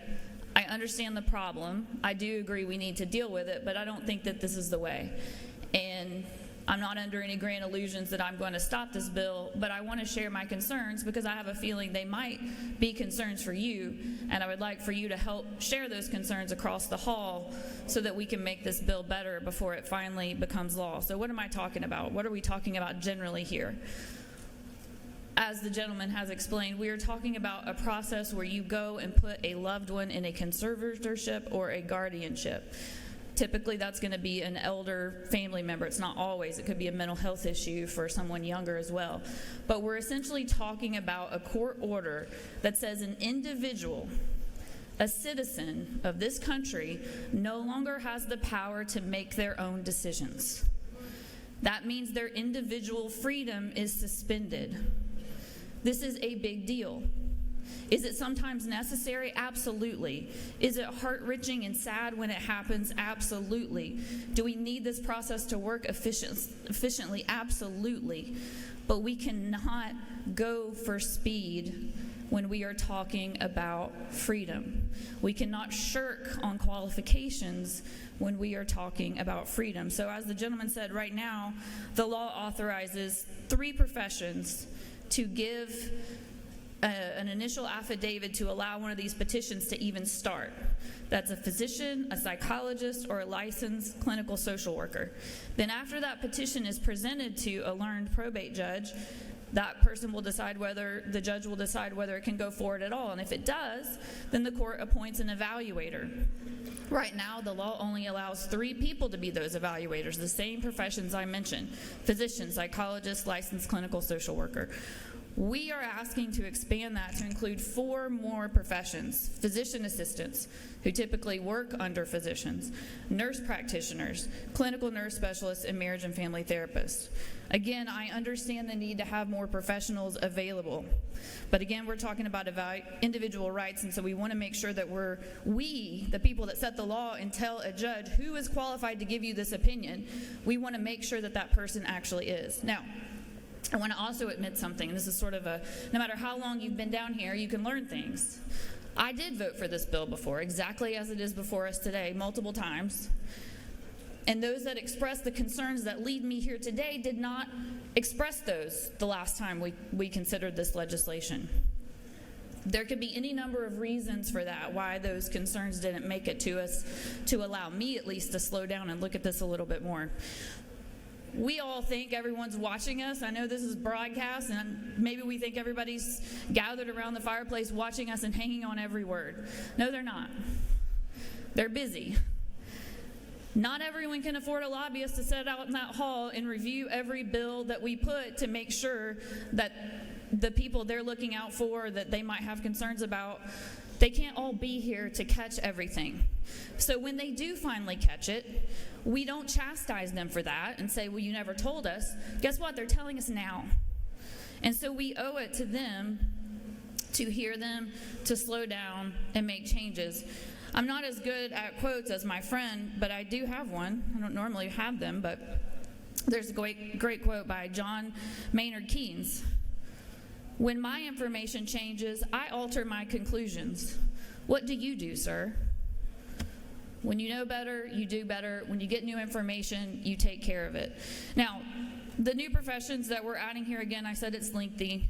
It's longer than any other state, and I've done a 50-state survey from the Department of Justice in a section called Elder Justice. Our list is going to be longer than any other state except 5 states. And each and every one of those other 5 states has a very important qualifier that our law doesn't have. Namely, in each of those states, which is Florida, Kentucky, New York, Pennsylvania, and Vermont, their laws say that yes, there's a broader list of professions that can provide the evaluations, but they have a caveat that they must have skill, knowledge, or training in the specific incapacity claimed for the proposed ward before them. Not everyone's loved one is going to get a proposed conservatorship or guardianship for the same reason. It could be a physical incapacity. It could be a mental incapacity. Not all physicians, not all medical professionals are equal, and we want to make sure that the person that's providing the opinion actually has training, skills, and knowledge in that specific situation. The other thing about these other states that have lists either the same size as ours or potentially a little bit longer, at least two of those, ask for a committee of professionals, not just one person, not just one medical professional, but a committee, one of which must be a physician. That's what happens in Florida and Kentucky. Now, I've heard, in response to what I've just shared with you, you might hear, well, we currently let any doctor, any physician provide these opinions, and if it's a physical issue versus a mental issue, we're not making those distinctions now. Well, again, you know now. And when you know better, you should do better. Maybe it would prevent us from having to do another cleanup. So again, I'm voting against this bill because not because I don't think we need to make a change to this process, not because I don't think we need to help our probate judges, but we need that caveat, ladies and gentlemen, because we're talking about freedom. We're talking about people in a very vulnerable position. And again, I've done this 50-state survey. I invite you to go there. It's on the Justice Department website. I'll give you the link, or you can Google it, and I think it'll come up for you. But again, I found no other state that has marriage therapist as an option here, as we're adding. Most require a physician, a psychologist, or a psychiatrist. Some have RNs, PAs, or social workers. But most of those have that specific qualification that I told you about, or they ask for a committee of people, not just one person. And again, I want to be very clear. I don't have a problem with this proposed list. I think expanded list. I think it will help our probate judges, but we need that caveat that our other states have seen fit to put in. So please join me in voting no, just to make sure that the Senate hears loud and clear that while we want to help our probate judges and we want to make a change in this law, we're not done yet, and we need a few more sentences to perfect this legislation to protect individual freedoms and those vulnerable folks that may be in front of our probate judges with someone asking to take away their freedom to make their own decisions. Thank you, Mr. Speaker. I yield. The lady has a question, if she'll yield. I'd be happy to yield. To the gentleman to your right, Representative Reeves has a question. Thank you, Mr. Speaker. Would the representative from Atlanta yield for a question? Yes, I would. Thank you. Right. Thank you. Isn't it true that guardianships help people with Alzheimer's, dementia, schizophrenia, and other conditions where they're no longer able to care for themselves, and that in the probate court guardianship proceeding, both the guardian ad litem attorney will get to cross-examine the 5 professionals that have been added to the list in this bill, as well as the probate court judge, such as the Cobb County judge who testified in judiciary and the other probate judges who were here at the Capitol yesterday asking for this bill? Yes, the gentleman is correct that this is a court proceeding. There will be a give and take process, and the judge will ultimately make a decision. But just like in any piece of litigation where a judge has to rely on professionals with particularized medical or scientific qualifications, they serve a gatekeeper function. And the laws that we write give those judges the gatekeeper parameters that they have to use to apply to decide who gets to come in and give that testimony from which the judge is making a decision. You don't just let anybody come in and give a scientific opinion. You don't just let anybody come in and give a medical opinion. You only get to give opinions on issues that you have specific training in. We do that in every other area of the law. I'm sure we'll hear a lot about it when we get to alleged tort reform and start talking about who gets to give opinions in medical malpractice cases. We don't let a foot doctor come in and give an opinion on a heart issue. And here, I think we need to be careful about what we're allowing judges. It's not that judges would knowingly allow someone unqualified to come in, but they use the parameters that we set up for them. And so, yes, there will be cross-examination, but once you put someone on a stand as an expert, that carries weight, and we need to be very careful about the weight that we allow into our courtrooms, and that's what I'm asking here. Again, no offense to these professionals. They are wonderful people that are trying to help, but we all have to follow rules. We all need guardrails, and especially when we're talking about individual freedom and the ability to make your own decisions, which is all of our God-given rights in this country, we've got to be careful, and that's all I'm asking. Let's just add a couple of sentences. Thank you. Lady, yield for one more. Sure. The author of the bill has a question. If you yield. Only if he'll ask it in the form of a quote. I'm just kidding. Chairman Leverett's recognized for a question. Thank you, Mr. Speaker. Will the gentlelady yield? Yes. I think, is it fair to say the gentlelady questions the qualifications of the four proposed professions to assess mental capacity in a guardianship or conservatorship proceeding? Yes and no in certain situations. Just because you may sometimes be trying to put someone into one of these situations because of a physical issue, sometimes for a mental, and even within those two categories there are differences. And I know in committee we talked about how, well, we don't worry about that right now with doctors. We say any doctor. But again, my eyes are open, and I didn't have these concerns last year, but you heard the testimony I did. It was heart-wrenching to hear folks who feel that they're vulnerable to have someone come in and ask for this guardianship or conservatorship over them. I think they're right. We need to make sure that the person that's giving that opinion has specific training, skills, and knowledge for them for whatever their particular situation is. And I would concur with the lady for another question. Yes. And I would concur with the gentlelady, but is it not true that the probate court judges who preside in these matters are the ones who have proposed these particular professions for inclusion in the statute? I'm sure that they did. That was my impression. Further question? Yes. Does the gentlelady not feel that probate judges are best qualified to determine what kind of evidence should be presented in their court to the issue of competency of a proposed ward? With all due respect to our probate judges, no. Just like we don't let a trial judge let anyone come in and be an expert on other issues where there might be a particular medical or scientific issue before them. We always have guardrails. It's the, to just nerd out for a second on the law, it's the Daubert standard. And we need that. I believe we need that here. And if we tell the probate judges are going to follow the law. If we tell the probate judge that any nurse practitioner can come in and give one of these opinions, they will not be following the law if they don't let the person come in and give that opinion. Now, what weight they give it, I don't know. But they will not be following the law if they don't let that person come in. And if we don't put an additional qualification on what nurse practitioner can come in, then the judge can't. We set that law.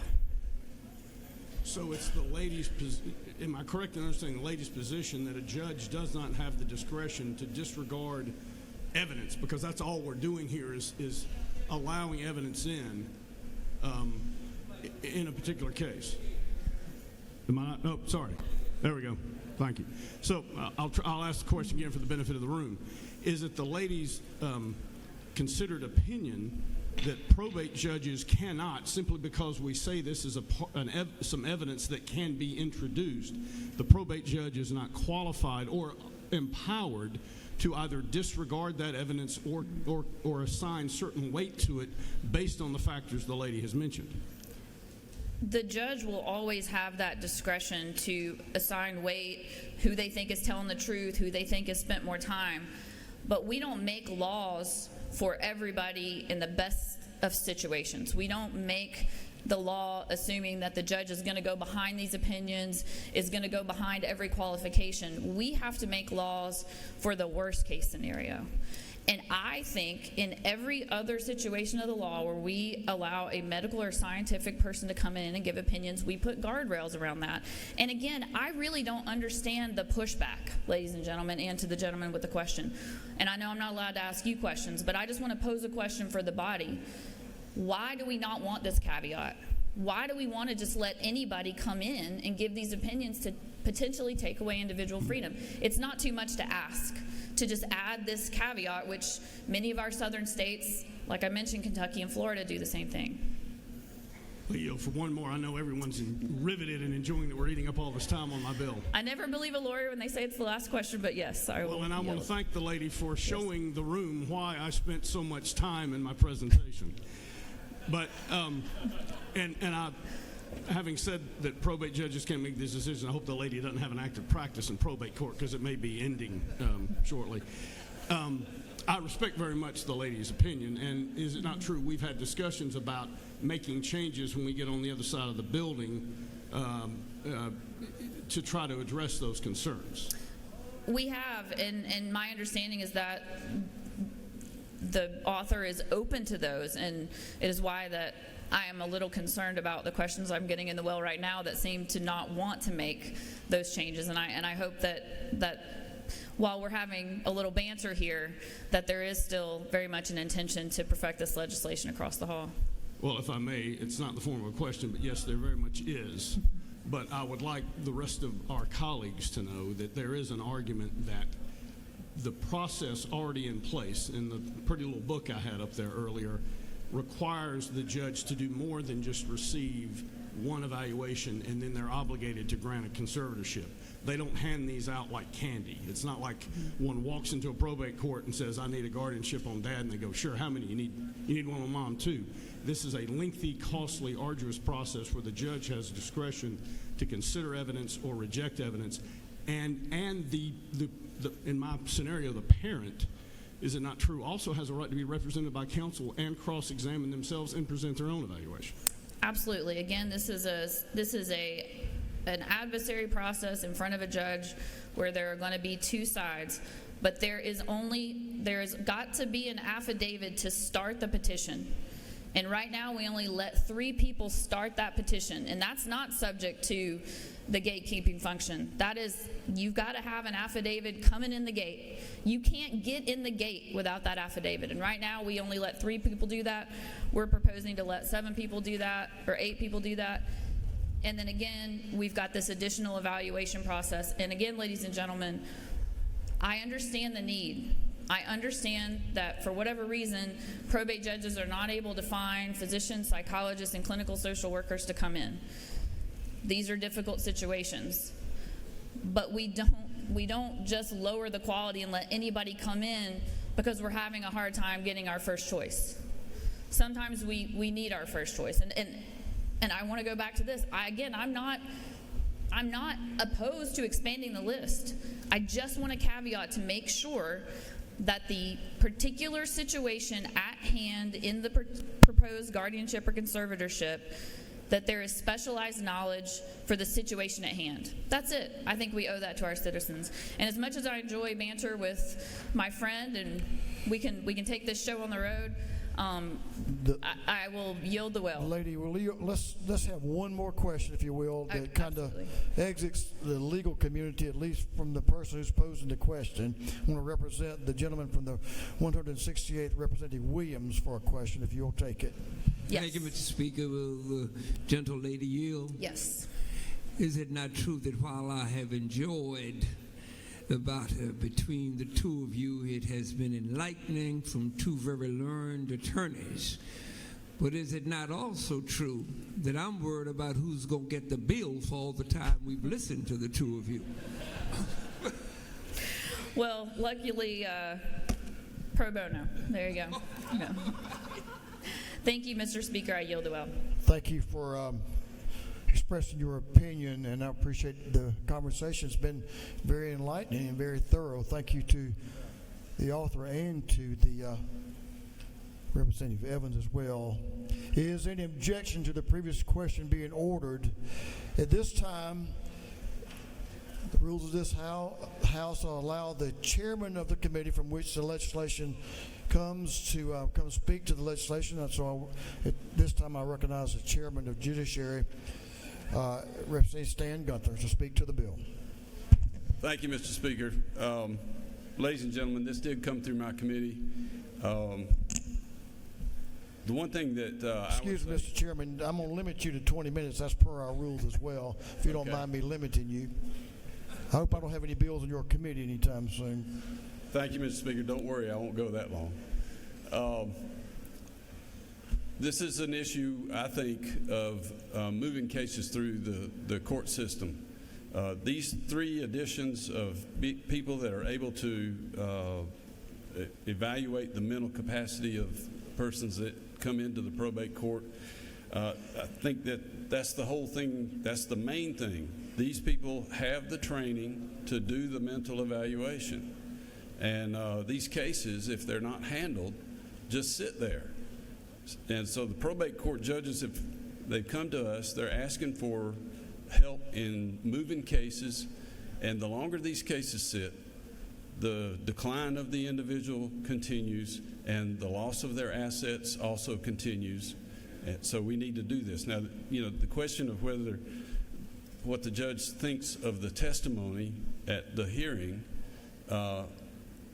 they look at the whole case as all the evidence that comes in, and they make a decision based on that. They can accept what these people that have come in and done the evaluation and what they say about it, or they can reject it. So this idea that the judges are locked in to their testimony, that's not true. So they have an opportunity to decide the case for themselves. I was in this situation many times on different matters where an expert's put up on the stand, and I don't have to accept what they say. I can use my own common sense and my own experience and knowledge to decide how this case is going to go. So that's all I have to say. Unless somebody has a question, I'm happy to answer. No, I think we've discussed this pretty thoroughly, Mr. Chairman. Thank you for your insight. Do you have anything else? I think if not, you don't have any questions. All right, thank you. The gentleman has yielded the well. Is there any objection to this previous question being ordered? Chair hears none. The previous question is ordered. Is there any objection to agreeing to the report of the committee, which was favorable to the passage of the bill? Chair hears none. The report of the committee is agreed to. Shall this bill now pass? All in favor of the passage of the bill will vote yes. All those opposed will vote no. And Mr. Clerk, will you unlock the machine?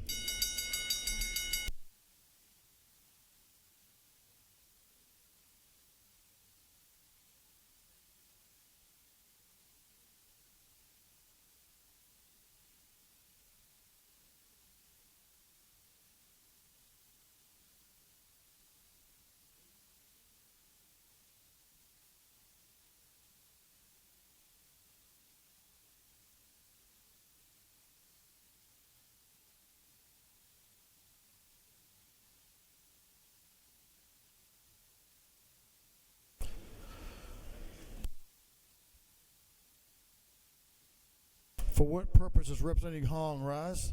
Parliamentary inquiry. State your inquiry.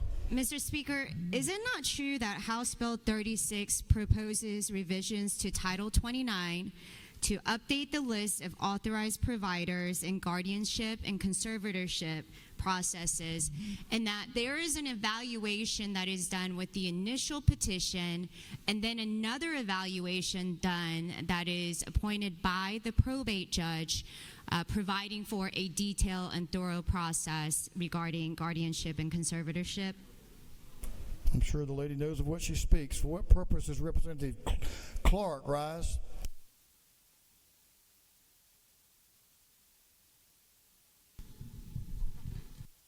Parliamentary inquiry, Mr. Speaker. State your inquiry.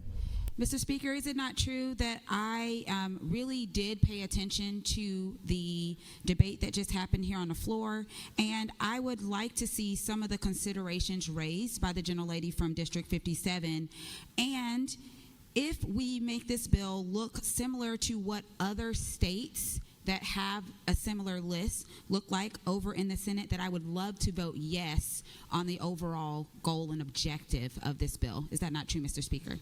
I think the lady believes exactly what she speaks, and I think I've heard that will be part of the discussion in the Senate. Have all members voted? All members voted. If so, the clerk will lock the machine.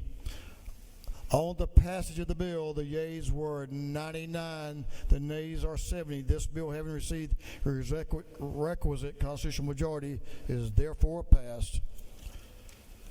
Mr. Clerk, will you read the caption of House Bill 74? 74. House Bill 74 by Representative Powell of the 33rd and others to be titled an act to amend Chapter 27 and Title 50 of the Official Code of Georgia, annotated the Georgia Lottery for Education Act, so as to correct a reference. This bill has been referred to the Committee on Regulated Industries. That committee recommends that this bill do pass. Chairman Alan Powell is recognized to present the bill. Chairman Powell, give the gentleman your attention, please. Thank you. Proceed. Thank you, Mr. Speaker, and ladies and gentlemen. You know, after all these years, I constantly remind folks when we come back on the second Monday in January, it's either about to repair something that got fouled up the year before or to plow new ground. Well, this is a bill, a very simple bill, that we're repairing something that got fouled up last year. For the members that were here last year, we passed House Bill 353, which was a major overhaul to try to move forward with the COAM industry. And that's those video games for the folks who don't know what we're talking about. Major bill last year. A lot of controversy, but the good thing to report is it's bringing in unprecedented amounts of money to the lottery for pre-K. That is the good news. A lot of the issues have been resolved. Last year, one of the issues that we had that was, I guess, universally supported was the fact we had putting the Lottery Commission COAM division under the Administrative Procedures Act. Very simple proposition, but in the rewriting of the bill, there was a Scribner's error. One sentence put them under it, the next sentence took them out of it. So they're not under it right now. For those of y'all who aren't familiar with the APA, it's a simple proposition that government agencies, that if they're going to pass rules and regulations, they have to advertise them to the public and take public comment and go on from there. The second part of that is once they've done that, they have to report back to the legislature what the outcome of those hearings were and the rule changes. In this case, being the Lottery COAM Division, it would be reported back to the House Regulated Industries Committee and to the Senate Economic Development Committee, because statutorily those are the committees that are charged with being the lottery oversight. That's quite frankly what it does. It repairs an error from last year's bill, and I would certainly appreciate your favorable consideration. I'll be glad to answer any questions if there are any. You have a question, Representative Earhart, right up the center of the aisle. Will you yield for a question? Yes, ma'am. Yes, sir. Thank you, Mr. Chairman, for bringing this bill. Is it not true that the updates in HB 74 will provide for a more transparent framework for the Georgia Lottery for Education Act to operate, and that it will not only benefit the public but also the regulated community? To the gentlelady that has sat in on some of these oversight meetings, you're exactly right. This is about transparency in government, and I would even go further to challenge every member in here. When you see agencies come forth and things that are being done to give agencies power, I would certainly encourage you to remember to put them under APA so that they are transparent when they pass these rules and regulations. Because a lot of y'all know I've been embroiled in several issues over the years, from cannabis licensing to everything else, that there was no transparency, and it's led to a lot of major litigation. So that being said, if there's no more questions. You have one more question if you'll yield. Representative Washburn to your left has a question. Yes, sir. Thank you, Mr. Speaker. Will the chairman yield? Yes, sir. Is it not true that House Bill 74 improves the administration of the Georgia Lottery for Education Act and consequently ensures the continued funding of excellent programs in Georgia, such as the Hope Scholarship? You're absolutely correct. Thank you for the question. The gentleman has no further questions. Ladies and gentlemen, I would certainly encourage you to pass this bill favorably as we move on toward cleaning up that administration and agency. Thank you, Mr. Chairman, for being proactive to make sure it's working like we intended. The gentleman has yielded the well. Is there any objection to the previous question being ordered? Hearing none, the previous question is ordered. Is there any objection to agreeing to the report of the committee which was favorable to the passage of the bill? Hearing none, the report of the committee is agreed to. Shall this bill now pass? All in favor of the passage of the bill will vote yes. All those opposed will vote no. And Mr. Clerk, will you unlock the machine?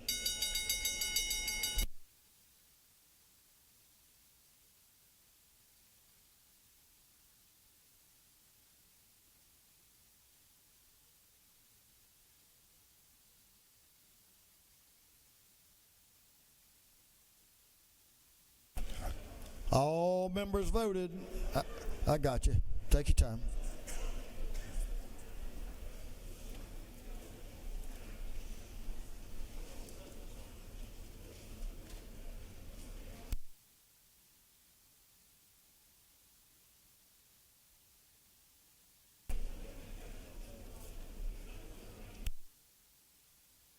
All members voted. If so, the clerk will lock the machine. On the passage of House Bill 7474, the yeas are 169, the nays are 0. This bill, having received the requisite constitutional majority, is therefore passed. Mr. Clerk, will you read the caption to House Bill 81?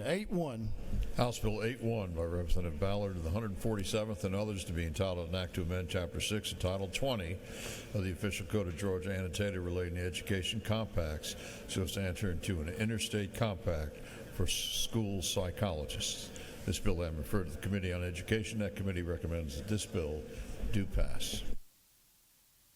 The lady from Warner Robins, Representative Bethany Ballard, is recognized to present the bill. Thank you, Mr. Speaker. I have House Bill 81. This is an initiative developed by the Council of State Governments in collaboration with the DoD, the Department of Defense, and the National Association of School Psychologists. This bill enters Georgia into the Interstate Compact of School Psychologists. It will reduce barriers to certification for school psychologists from the member states, and it will ensure that only qualified professionals are authorized to provide services to our children. This aligns with our priorities of school safety and literacy, and it was unanimous in both subcommittee and full committee. So thank you, and I will yield for questions. You do have a question. Representative Hefner, to your left, has a question. Lady is recognized for a question. Thank you, Chair Lady, for bringing this bill. I want to reiterate, is it not true that this bill passed unanimously in both committees? It certainly did. Thank you for pointing that out again. Do you further yield, I Madam? do. Is it also not true that this body most likely agreed to include military personnel and their spouses in this bill language in order to provide much needed financial relief and stability to those who serve our country, recognizing their sacrifices and easing their transition to civilian life? The gentlelady knows of which she speaks. Thank you very much. I yield. Lady has no further questions. Okay, thank you, Mr. Speaker. I yield the will. The lady is yielded the well. Is there any objection to the previous question being ordered? Hearing none, the previous question is ordered. Is there any objection to agreeing to the report of the committee which was favorable to the passage of the bill? Hearing none, the report of the committee is agreed to. Shall this bill now pass? All in favor of the passage of the bill will vote yes. All those opposed will vote no. And Mr. Clerk, will you unlock the machine?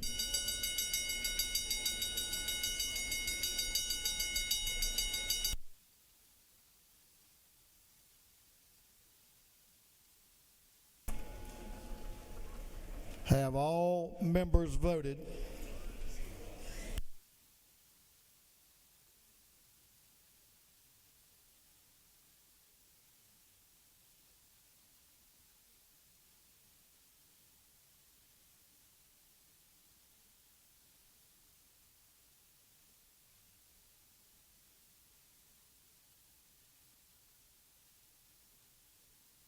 Have all members now voted? If so, the clerk will lock the machine. On the passage of House Bill 81, the yeas are 165, the nays are 2. This bill, having received the requisite constitutional majority, is therefore passed. Mr. Clerk, will you read the caption to House Bill 105? House Bill 105 by Representative Wade of the 9th and others to be entitled an act to amend Code Section 45978 of the Official Code of Georgia Annotated relating to payment of indemnification for death or disability generally. This bill having referred to the Committee on Education. That committee recommends that this bill do pass. Gentleman Dawsonville, Representative Wade is recognized to present the bill.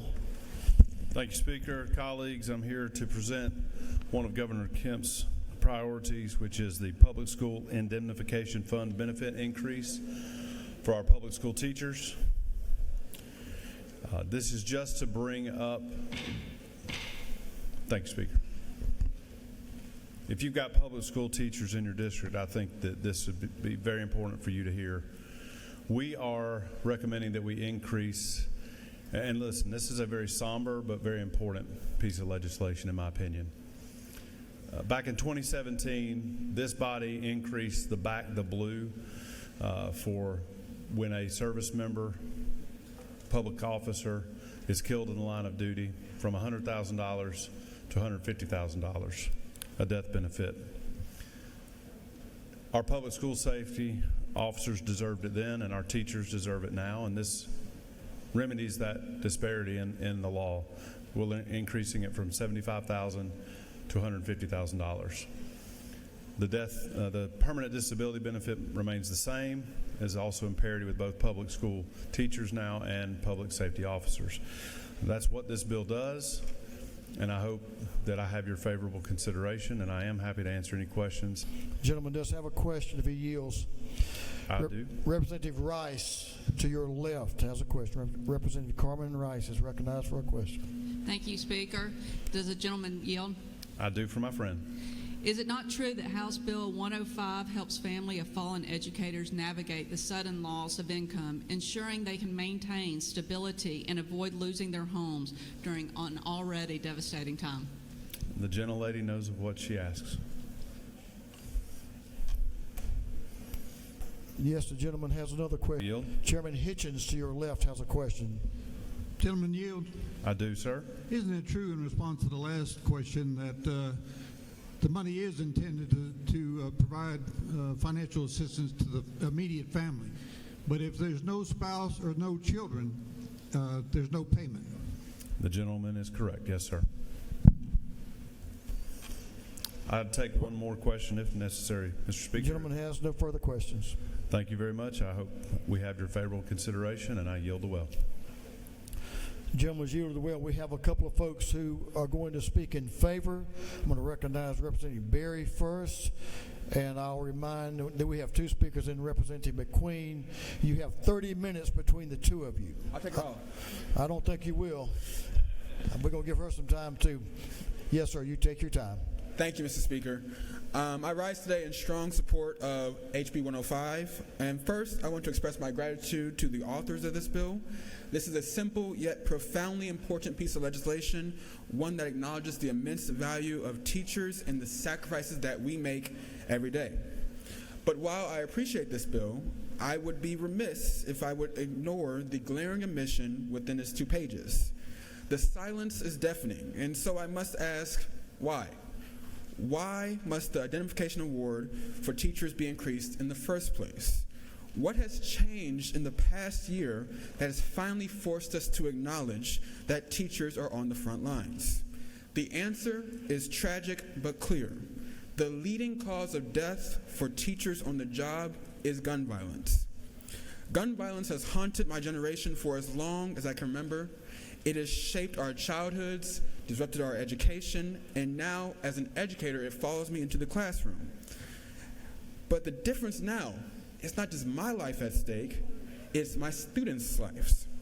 I have to train my students, children, on what to do if an armed gunman storms into our classroom with the intent to kill. I have to map out every possible scenario in my mind, ask myself, where would I stand? How would I shield them? What can I do within my human limitations to protect my babies? As teachers, we have always known that we are essential, and this bill acknowledges this. We need universal background checks. We need comprehensive red flag laws. We need more school counselors and social workers. We need better mental health training. We need increased funding for security measures. We need gun manufacturers to be held liable for the weapons that they sell. We need to stop the illegal guns from flooding our communities. We need to protect our school safety zones. The list goes on, and yet time and time again we choose inaction. So yes, I am very grateful that we are providing financial support to the families of teachers taken too soon. But let me be clear, teachers do not enter this profession hoping for a payout. We enter this profession because we love our students. We enter this profession to teach, to inspire, to nurture, and most of all, we enter this profession hoping to The other causes are cancer, cardiovascular, and most of the causes of death for Americans, and that actually very few teachers died from gun violence on the job, not including domestic at-home incidents. Well, we're talking about what has changed in the past year, and I believe, yes, the lady does know what she's talking about, but we do know that teachers are still dying on the job because of gun violence. Thank you, Mr. Speaker. I yield the well. Gentlemen, you yield for another question? I will. Or do you yield well, or you yielding for a question? I yield the well. Gentleman has yielded the well. Representative McQueen is recognized to speak to the bill. Thank you, Mr. Speaker. Colleagues, I rise today in strong support of House Bill 105, a measure that doesn't just recognize but affirms the dignity, the worth, and the irreplaceable role of educators across our great state. But let's be clear, teachers are the backbone of our communities. We are the ones who show up every single day to do the work, to inspire, to empower, to uplift. And we do so in the face of challenges, in the face of uncertainty, and all too often in the face of danger. I want to take a moment to recognize the increase in indemnification from $75,000 to $150,000. Now, let's be honest, that is a significant step. And I know teachers across Georgia are feeling, perhaps for the first time in a long time, that their lives are being thought about in a way that they simply haven't before. And that matters. It matters because we remember. We remember how, during the COVID-19 pandemic, teachers weren't deemed essential workers. Even as we kept schools running, even as we supported students, even as we stood in the gap for families. And now today, this bill sends a message that our lives, our contributions, our sacrifices, they matter. But we must also confront the harsh and uncomfortable truth that this bill lays bare. Because at its core, it is an admission. It is an admission that teachers, yes, teachers, are dying in the line of duty. Let me say that again. Teachers dying at work. Now, for firefighters, for law enforcement officers, this makes sense. It is understood that their professions come with inherent risks. But for educators, the ones who pour knowledge into the minds of our future leaders, the ones who should be focused on algebra, on history, on critical thinking, not active shooter drills, which happens at the beginning of every year, this should not be so. This cannot be so. So I must ask the question, why? Why are teachers in such danger? Why have we reached a point where a bill like this is even necessary? Why do we live in a country where classrooms have become battlefields? Why have we allowed this to happen? And let me be clear, this is not normal. This should never be accepted as normal. And so we must acknowledge that increasing indemnification, while important, is not the answer. It is a response. A response to a system that has failed to protect our educators, a response to school shootings that have become far too common, a response to a reality where teachers who dedicate their lives to building up others now have to worry about losing their own lives in the very spaces meant to foster learning and growth. And let me say this as clearly as I can, the solution is not to arm teachers. They are not law enforcement officers. They are not soldiers, and we should not ask them to be. The answer is not more weapons in classrooms. The answer is ensuring that schools are places of safety, of enrichment, of possibility, not places of fear. I support this bill because it acknowledges what has been ignored for far too long, but acknowledgement is not enough. We must act. We must be bold. We must be unwavering in our commitment to ensuring that no teacher, no student, no staff member ever has to fear for their lives in a place of learning. So let's get to work, not just to compensate for loss, but to prevent it. Because our educators deserve better, our children deserve better, and Georgia deserves better. Thank you, Mr. Speaker. I yield the well. The lady has a question, or she can yield, whatever her desire is. I'll yield the well. Lady's yielded the well. Thank you for your comments. Is there any objection to the previous question being ordered? We now have up to 20 minutes for chairman's time. This bill came from Education Committee. Chairman Irwin is recognized to speak to the bill. Thank you, Mr. Speaker. Colleagues, today I rise before you to show my firm support for House Bill 105. This bill is about fairness and doing right by those who dedicate their lives to our children, which I call heroes, daily heroes. It ensures that families of public school personnel who fall in line of duty receive the same level of indemnification as others covered under this same law. For over 2 decades, this fund for public school personnel... Mr. Chairman, if you'll yield just for a minute. Yes, sir. Doorkeeper, will you close that door to the anteroom, please? Thank you very much. Proceed, Mr. Chairman. Thank you, Mr. Speaker. For over 2 decades, this fund for public school personnel have remained unchanged. While back the Blue Act of 2017 raised the indemnification level for public school officers from $100,000 to $150,000, the amount for public school employees have remained at $75,000, and that's since the creation of the Act in 2001. This bill addresses the disparity and brings the support for educators, families in line with other public servants. The tragic events of Appalachia High School remind us of the risk our educators face. In the wake of this tragedy, we have a responsibility to support the families left behind. The teachers who lost their lives that day were not just educators. I want to remind you they were mentors, protectors, fathers, brothers, mothers, and pillars of their community. Their families should not have to navigate financial hardship on top of their grief. This is not a partisan issue. This is about helping the families impacted by this tragedy and recognizing the essential role for that educators play in our communities and ensure their families receive the same level of support as other public servants.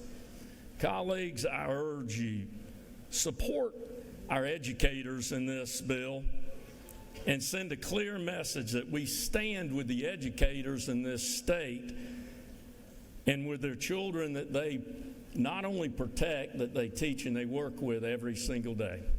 So I ask your support on this House Bill 105. Mr. Speaker, I will yield for questions. The gentleman has no questions. Then I'll yield the well, Mr. Speaker. The gentleman's yielded the well. Is there any objection to agreeing to the report of the committee, which was favorable to the passage of the bill? Chair hears none. The report of the committee is agreed to. Shall this bill now pass? All in favor of the passage of the bill will vote yes. All those opposed will vote no. And Mr. Clerk, will you unlock the machine?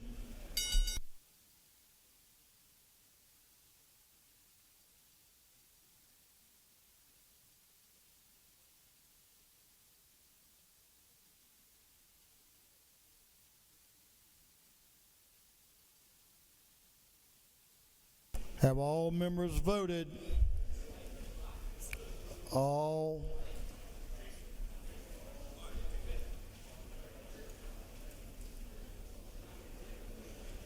members voted. If so, Mr. Clerk, will you lock the machine? On the passage of House Bill 105, the yeas are 168, the nays are 0. This bill, having received the requisite constitutional majority, is therefore passed.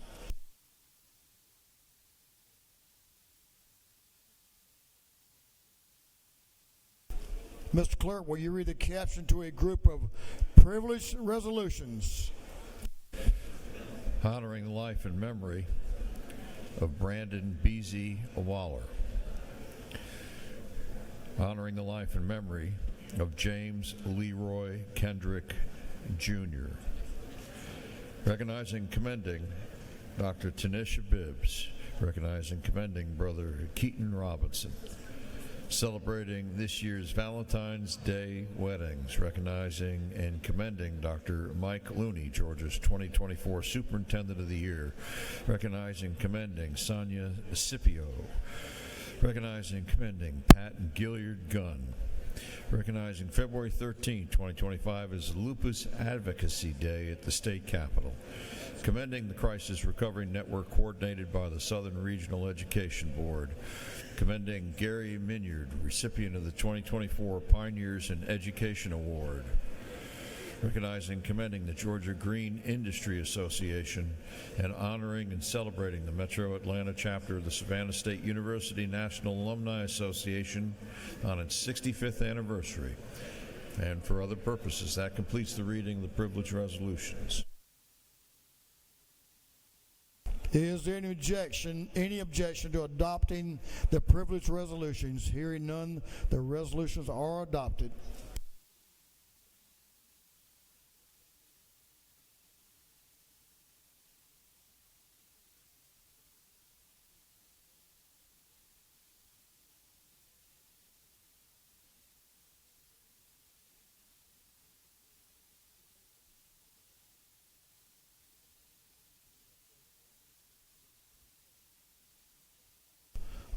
Members, we'll move on to afternoon orders. We have a fair amount of afternoon orders, so I'm going to ask you to hold it to as close as you can to 1 minute.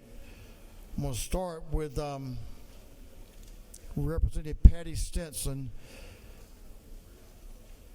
Representative Reese, if you'll come, I want to ask you something, if you don't mind, if you'll come up.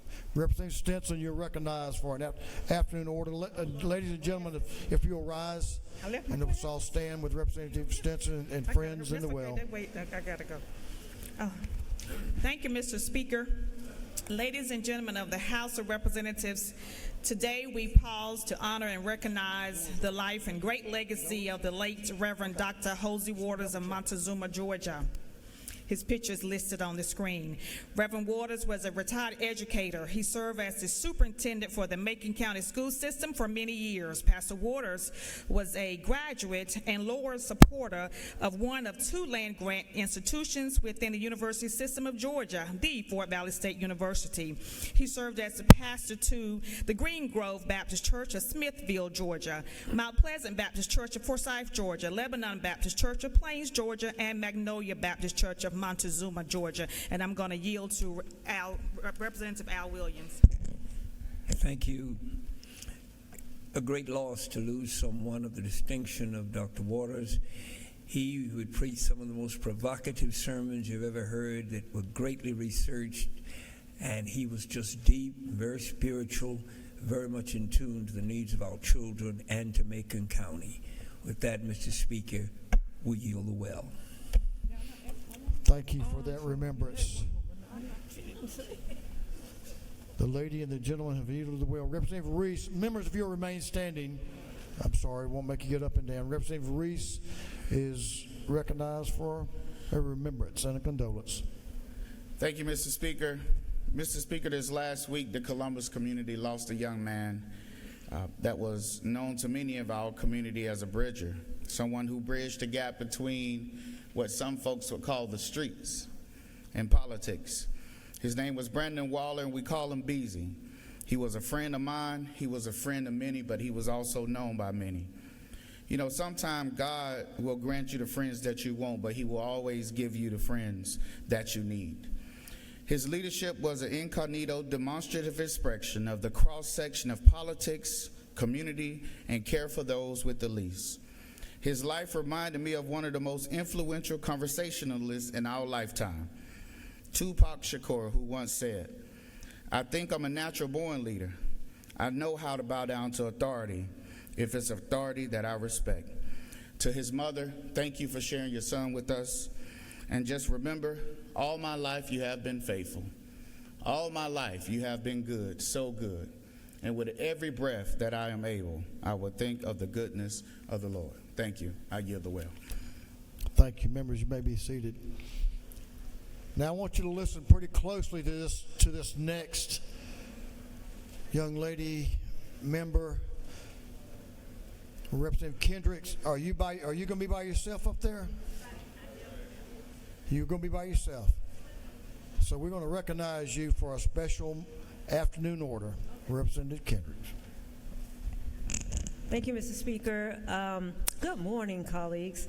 I am bringing you the Black History Month moment, and today I want to honor and give flowers to somebody that's still living among us. He didn't ask me to do this, but I believe in giving flowers to people while they're still alive, and that's Representative Al Williams. So did you know this about Representative Al Williams? He was born in Midway in Liberty County to Alexander and Carrie Williams. At 13 years old, he was a door knocker for John F. Kennedy in his community. As a sophomore in high school in 1963, he participated in the March on Washington, and as a senior in 1965, he marched from Selma to Montgomery. He was jailed 17 times during the Civil Rights Movement. He was the first African American since Reconstruction to be elected to the House from Liberty County. He was the first black chair to be chair of the Liberty County Development Authority, and he's been married to his sweetheart, Olivia Williams, for 46 years, and he has 5 sons and a yellow lab named Zeus. He is a much sought-out speaker across the nation, and of course, we all know it's the best day of his life. So thank you. Thank you for marching, Representative Williams, so that I can run.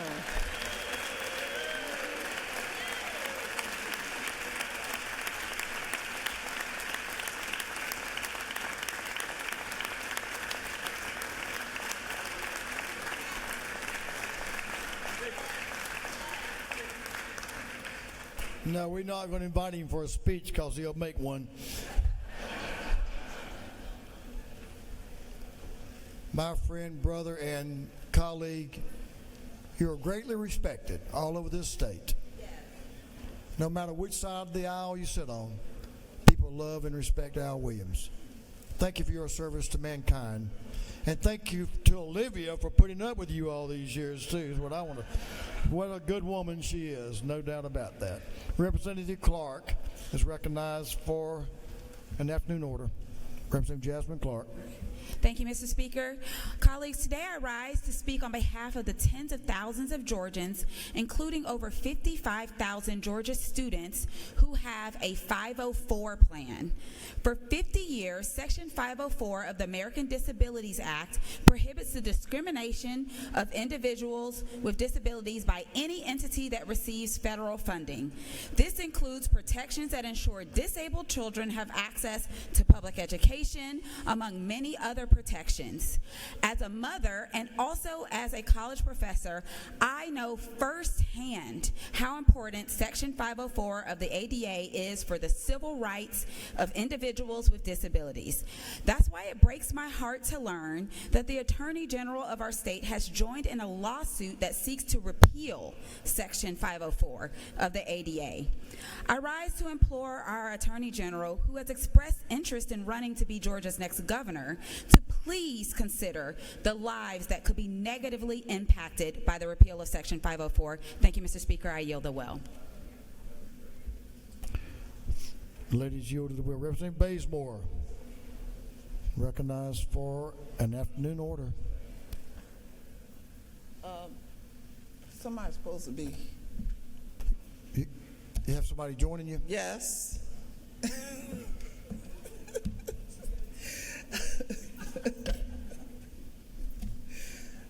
Thank you, Mr. Speaker. Just for my colleagues, please, in observation and recognition of Black History Month, please on Tuesday, February 18th, come with your African garb. thank you. And that does not mean working garb. That means proper dress. Some of the most beautiful outfits are African outfits. Don't come in your working clothes. Respect the dignity of the house. Thank you, Mr. Speaker. Thank you to both of you. Thank you, Representative Williams. You're a stickler about that, as we all should be. Thanks for that reminder. Representative Paris is recognized. There she comes. All right, a pretty cool day, Macon Day. Yes, tell us about Macon Day. Bibb County delegation, y'all coming down? Thank you, Mr. Speaker. All you Maconites. Yep, Maconites. They're not all gone. I'm here. Okay, so, all right. Guess what, y'all? Macon Day is coming back to the Georgia Freight Depot. It will be on February the 19th, and we're going to have a fish fry.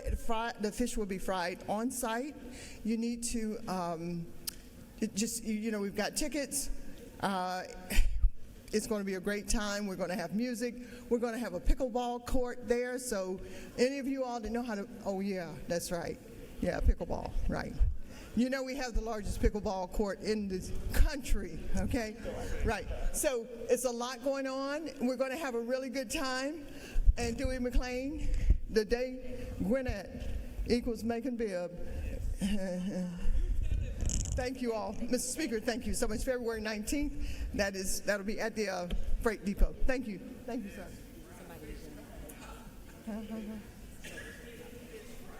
Representative Saines, Silcox, and Clifton.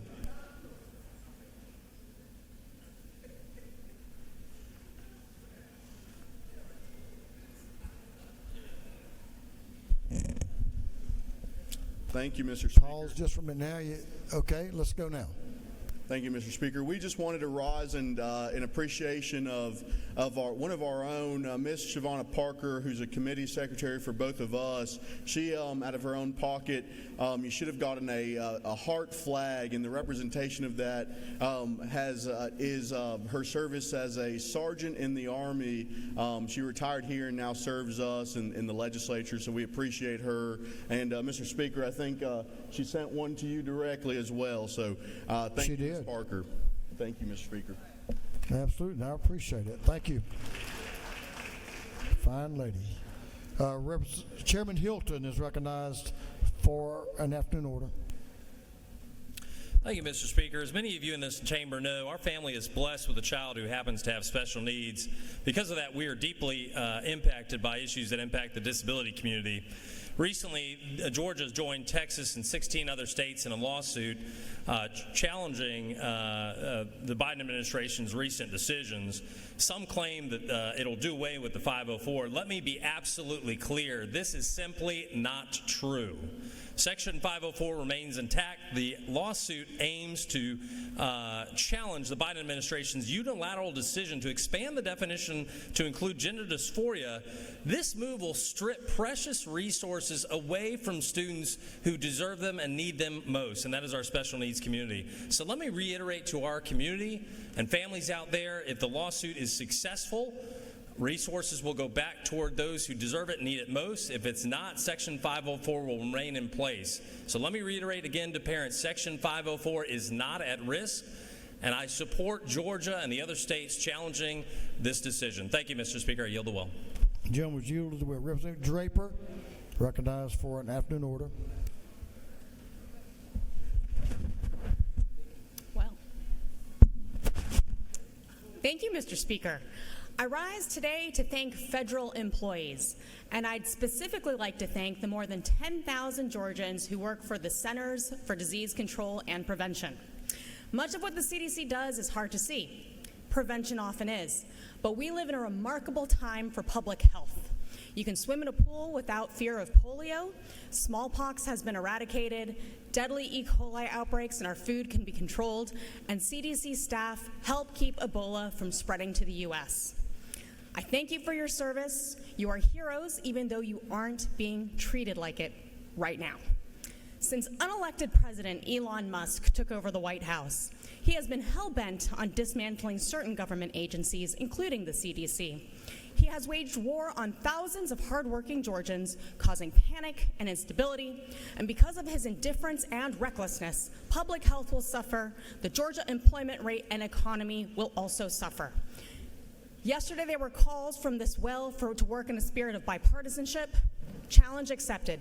I am asking our governor and our other state leaders to step up and lead, to call out this reckless behavior that does nothing more than carry out an unelected billionaire's vendettas and hurt everyday Georgians. How many of you will join me in calling out these abuses of power? Thank you, Mr. Speaker. I yield the well. Representative Edna Jackson is going to talk to us about a pretty devotion event, and Representative Ann Allen Westbrook and Thank you. Representative Chairman Ron Stevens, all from the great state of Chatham. All right. Good evening, everyone. I guess is that I can't keep up with the time, but we are here to attend on Tuesday morning Savannah State University Day, and we always include Representative Al Williams because he's in and out of us, and he does a lot of work with us. It will be held in room 230 here at the Capitol, now starting at 9 o'clock. Let me apologize for announcing this at this time. It is my fault.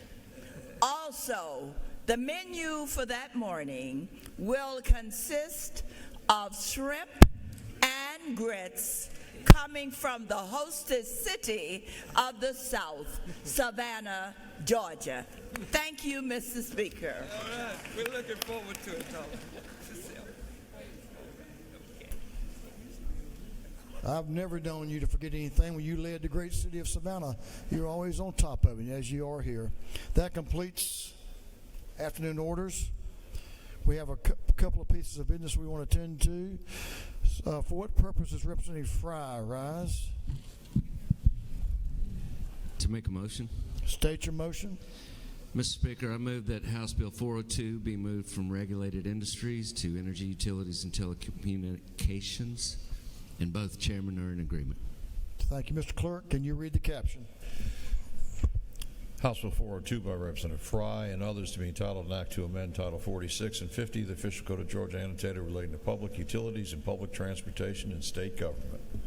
On the gentleman's motion that House Bill 402 be withdrawn from the Regulated Industries Committee and recommitted to the Energy, Utilities, and Telecommunications Committee, is there objection?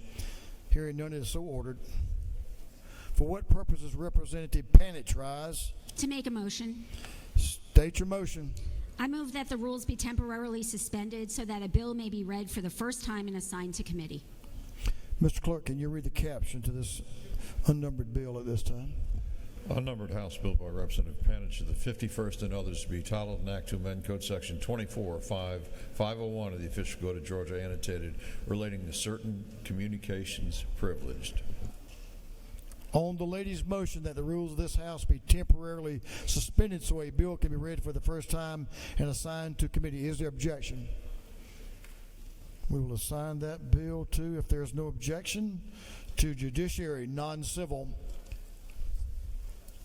For what purpose does Representative Brad Thomas rise? Make a motion. State your motion. I move that the rules be temporarily suspended so that a bill may be read for the first time and signed to committee. Mr. Clerk, will you read the caption to this unnumbered bill at this time?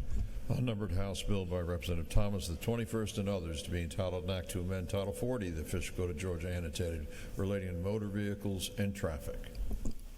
On the gentleman's motion that the rules of this House be temporarily suspended so a bill can be read for the first time and signed to committee, is there objection? Hearing none. Motor vehicles. We have some announcements.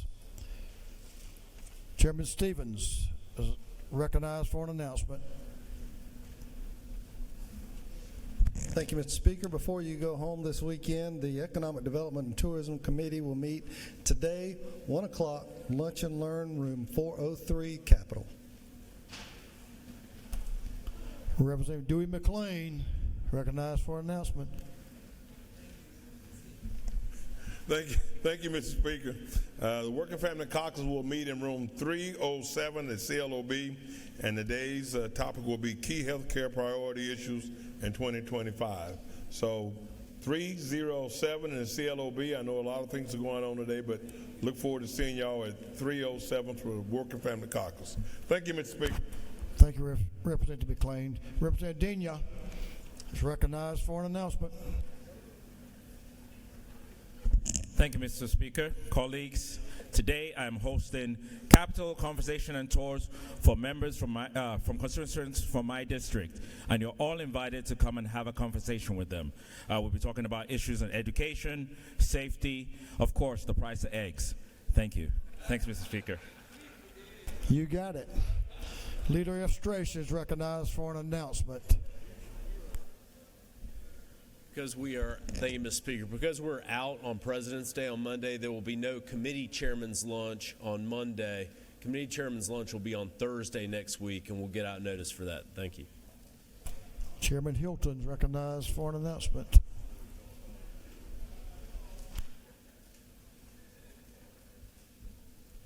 Thank you, Mr. Speaker. A very important meeting, Education Policy Subcommittee, meeting in room 506 at 1 o'clock. We're going to be taking up the school safety bill. So if everyone can be there sharp and ready to go, 1 o'clock, Policy Subcommittee, 506 CLOB. Thank you. If you're on that subcommittee, you need to be there.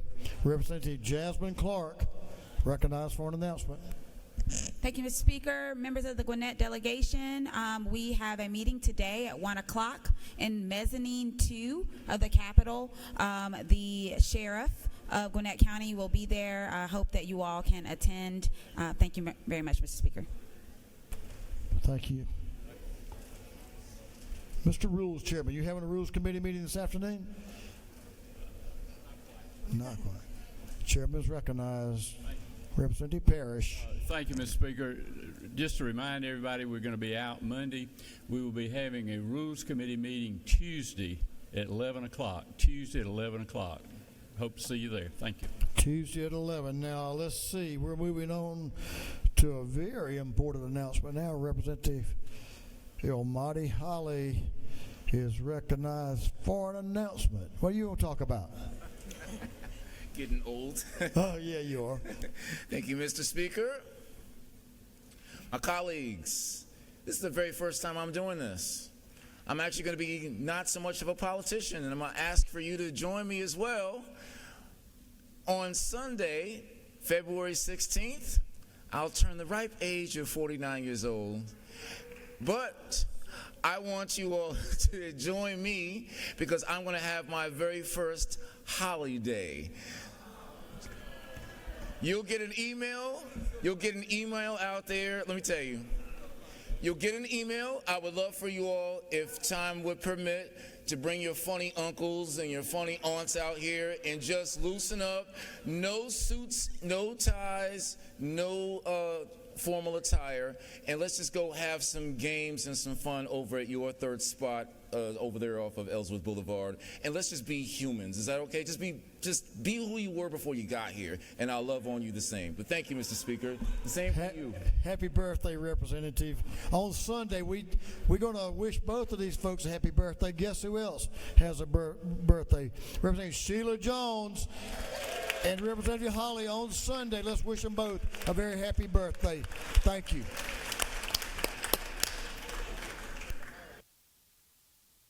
Well, I think that completes our work for the day. So we're out tomorrow. Is that right, Mr. Leader? So Sir. Go home and enjoy your families on Valentine's Day. Happy Valentine's to all of you here. And also on Monday is President's Day. Yes, sir. So we will come back to here at some time on Tuesday. And that's what you're going to tell us, right?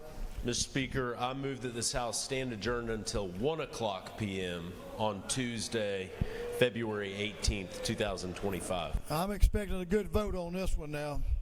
On the motion of the Majority Leader, this House stands adjourned until 1 p.m. on Tuesday, February the 18th, 2025. All those in favor, say aye.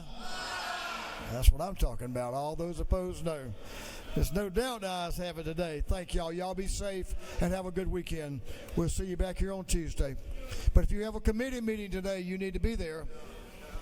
Thank you.